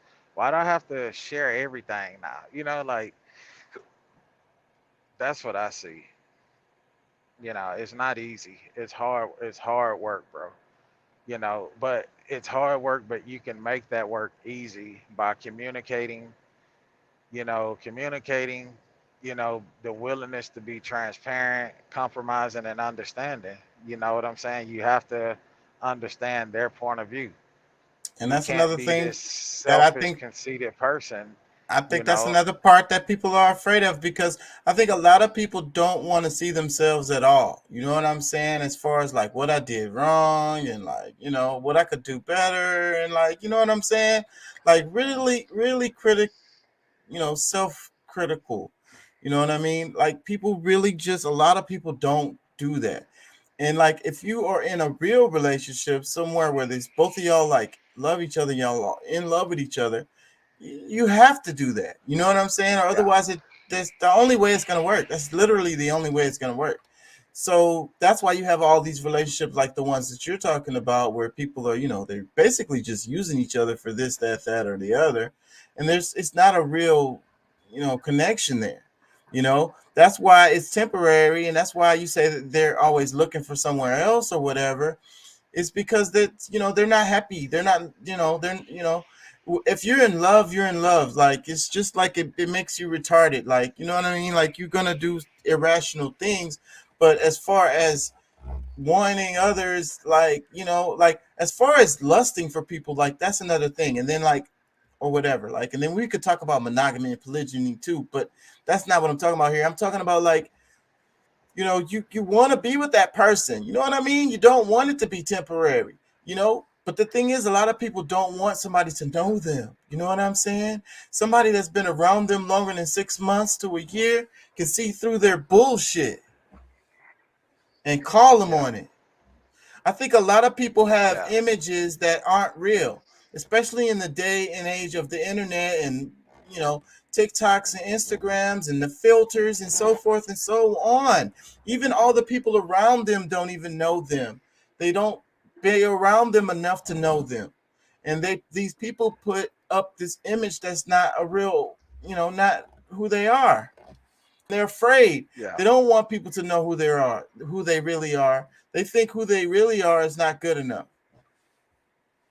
Yeah. Yeah. Because if You know, somebody really into you, they gonna accept your flaws, bro. Nobody, no one thing or one person is perfect. and if you feel like you're not good enough, then that means that you should be working on some things with yourself. And I think that it's always an ongoing project, right? You never Yeah. finish with that. You're never Yeah. done trying to make yourself better. I think that that's the whole point of all this. It's just like improvement, and that's what I focus on always. It's like as long as you're going down the road of improvement, it's growth. It's Yeah. gonna hurt the whole time. Growth hurts. You know how like with little kids, like they sleep and they say that you grow when you sleep in, and like you're like the kid talking about my legs hurt, and the grandma talking about that's because you grown. Yeah. Yeah. Nah, man, it's just, yeah. Like I say, bro, it's definitely if you're in a real relationship or you're in a marriage, it's definitely compromise, bro. That's just like with my wife, there's things that I don't like about her. There's things that she don't like about me, but if we focused on that only, then we wouldn't be together. You know what I'm saying? Because nobody's perfect, bro. Nobody is perfect, Uh, no, no, nothing is perfect. We all have our flaws. We all have our little quirks about ourselves. You know what I'm saying? But at the end of the day, you know, when you sit back and you really evaluate your relationship and you're like, man, this person truly love me, this person truly down for me, and they show in their actions. You know what I'm Exactly. saying? And the way that they do things and how they move, like they really have your back. Like, Right. like that shit we was talking about the last podcast when the last time Pat was in here when, I think you had mentioned like my chick gotta have a little gangster about like I know if something pop off and it's me and my wife, nigga, she ride or die. She finna like she almost finna fight a nigga that run up on me. Yeah. Yeah. I You need know what that I'm because I be saying? too Like, nice sometimes. Yeah. I need yeah, somebody to balance me out. So, yeah, but and that's but just let's take it to the society. Let's bring it back a little bit to like a bigger picture. And you were saying that in a relationship, you got to accept flaws or whatever. There's compromises. Um, just because there's something about them that you don't like doesn't mean you can't love them and be in love with them, care about them, yeah, right? Point yeah, Like let's say points of view. You and your wife may have different points of view on certain topics, but that doesn't get in the way of you loving them, right? So yeah, yeah, yeah. No, exactly. back to society then. How come we can't do that on, you know, like a cultural or what's the word? I'm tired now. But like in groups, how come we can't do that in our society? Somebody has a different point of view. They have some quirk. They're different some kind of way or whatever. Maybe you don't agree with them or whatever. But Where's the I'm not gonna hate? say we can't. I'm not gonna say that we can't Where's the because hate we coming do. from? I'm not gonna say that we can't because we do have that in our society. That's just like me. Me and this older guy was having a conversation one day. And he was like, it's just like, he made a point to me. He was like, bro, all white people are not bad. He was like, it's just not. It's just the ones that are not bad aren't. They aren't projected out there. You know what I'm saying? This society don't want you to see that. They want to Right. keep everything and everybody divided. They want to keep us at our necks. They want these, hate groups to flourish. They want like, bro, they want them at the center of attention. You know, That this keeps don't us nothing. from dealing with the actual problems. Go ahead. Yeah, yeah. And so I feel like we have that in our society, bro. We have people that feel the same way that you do. Like let's move on, love. Let's have conversations. Let's talk to each other. Let's agree to disagree. You know, let's hear the other person's side. Like you have And people I in there and in I this wish that society that because is like that. I think that even with the show that we did today, and I think that with our point of views or our feeling or being emotional, whatever, I think it could be offensive to some people. Some people are offended by this stuff. So like it's really Yeah. touchy. So but how come we can't come and have a conversation on this? And Well, you maybe you need totally, your feelings hurt. And you that's the know, thing with our society. Again, we're always so concerned about people feelings. Sometimes you need that rude awakening. Sometimes you need to have your feelings hurt to ignite, to open or to take the blinders off. You know what I'm saying? Because sometimes having your feelings hurt and you getting emotional and then you sit down and you think and you rationalize this and you're transparent, you think about it. 9 times out of 10, you're like, damn, I was wrong. I really don't have a conversation, but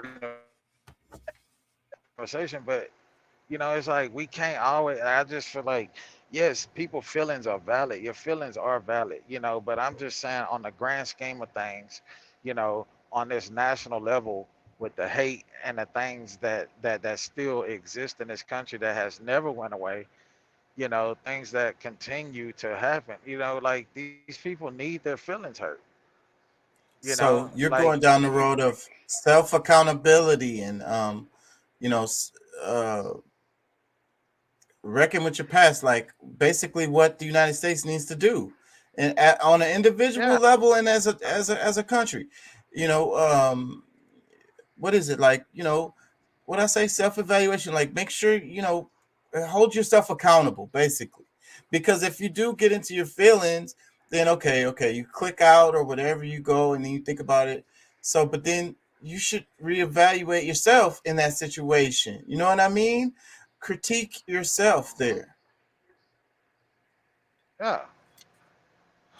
yeah, yeah, and it's like, and if people would do that more, we would have, like, bro, I've sat down, I worked as a for a year, and then I watch, I can't tell you how many prison documentaries I've watched, like where they interview the inmates and stuff like that, and it's like, why did it have to take for you to lose your life? You're still physically living, but you've pretty much lost your life. You'll never be back in society again outside of these prison gates.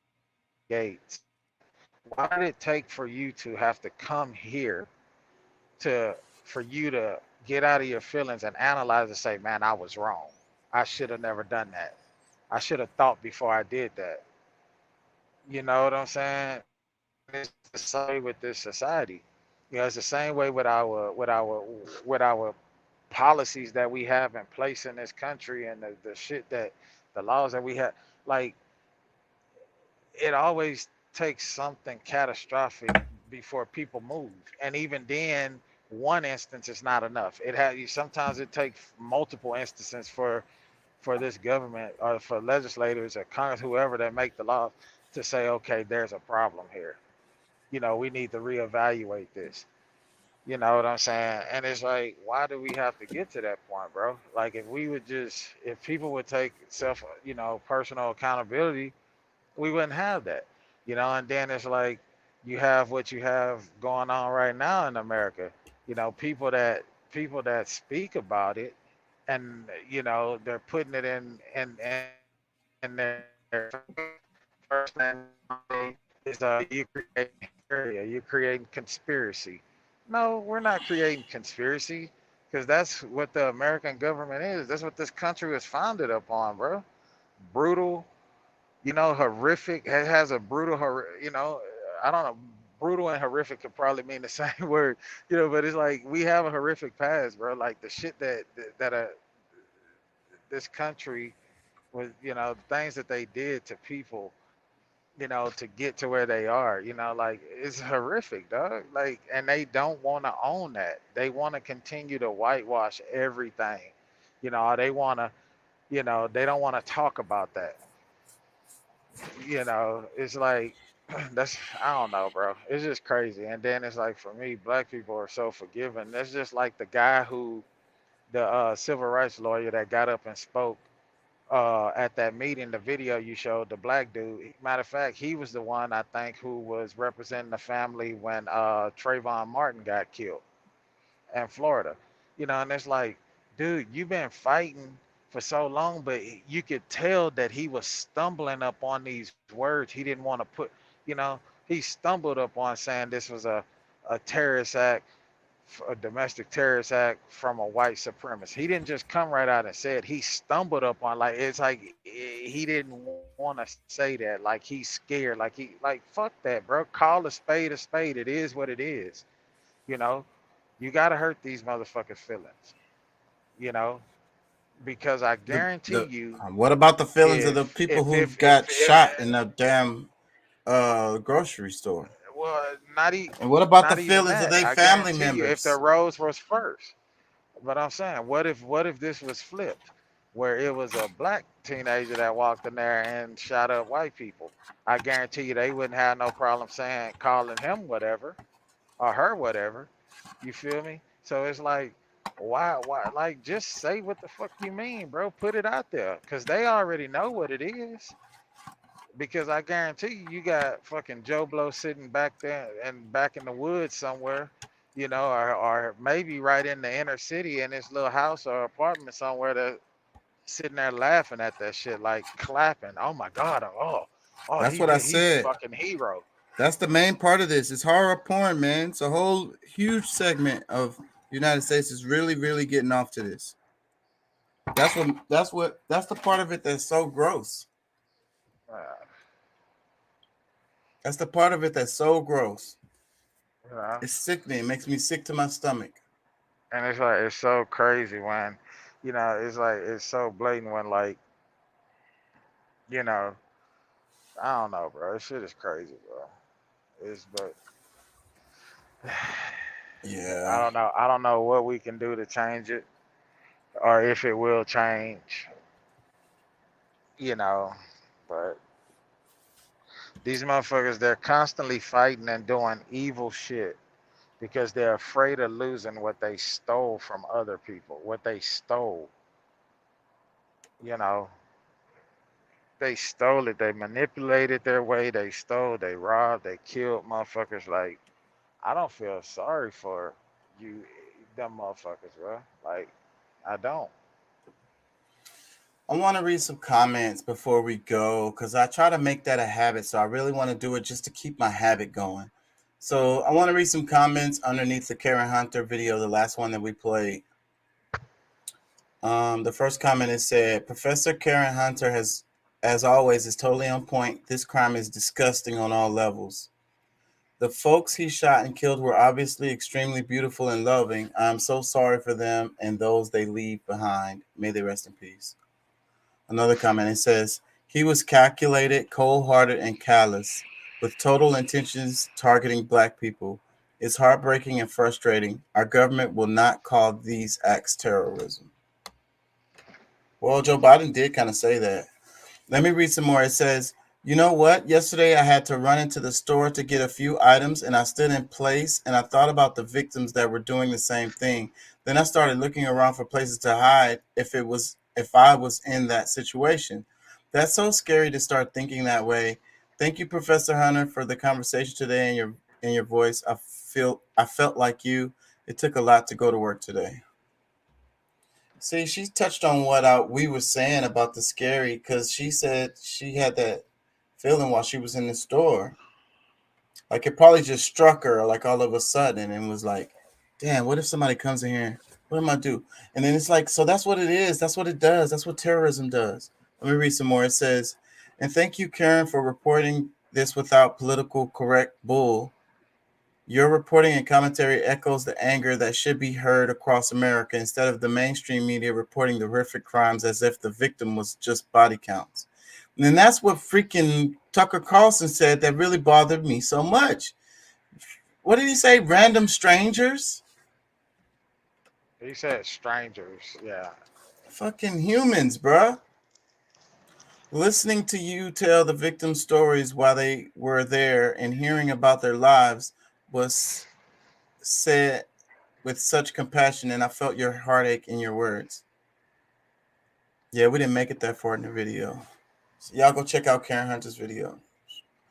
It says, thank you for reading the names of those who were slaughtered and telling their stories. I'm outraged by how this cretin was protected and treated after he murdered those people. A lot of people are saying that. Thank you, Professor Hunter, for speaking the truth about this. The pain has affected my city in a way I've never seen. I've personally had to call out the hypocrisy at my job yesterday in a room full of mixed company with over 100 people for the utilization of our trauma for their gain. The words you speak are all true and begs me to ask, who are the civil rights leaders in our communities that we voted for or elected? This pain has also caused us to ask ourselves how to police our own neighborhoods so that this won't happen again. Thank you for being Black first and always speaking the truth. I'll be in governance physically at the crime scene today with my people paying respects to those we lost, but not forgetting what inspired the white nationalist domestic terrorists. Love you, Professor Hunter. Keep pouring the fresh glass of water to those of us who want to drink it. Yeah, I think that pretty much wraps it. Yes, sir. Yeah, I'm gonna have to get out of here too. I gotta call and get my wife up. All right, man. Peace and love, y'all. Thank y'all for joining. Thank y'all for listening. Like, share, and subscribe. Join us tomorrow. I'm definitely going to cover some lighter stuff. I have some funny stuff. I don't know if I can play those videos, though. I might get in trouble for that. So I'm going to think about it. But I'm definitely going to make it lighter tomorrow because after having a heavy-ass show like this, I don't want to backdoor with some more heavy stuff, which I actually have. So I'm going to save that stuff for Friday's show. And tomorrow I'm going to do some, hopefully, I won't get too heavy. I'm not going to make y'all no promises, but I'm definitely going to start off light. Yeah. Well, peace, bro. Peace and love, man. Again, great show. Enjoyed it. Get you some rest. So And, you off now? You nah, going to the house, you said? nah, I'm rolling, bro. I'm at work. Yeah, I got to call and get her up, though. Oh, okay. All right, man. Y'all get y'all some rest out there. Peace and love. Drink some water. Don't kill anybody. An eye for an eye leaves the world blind.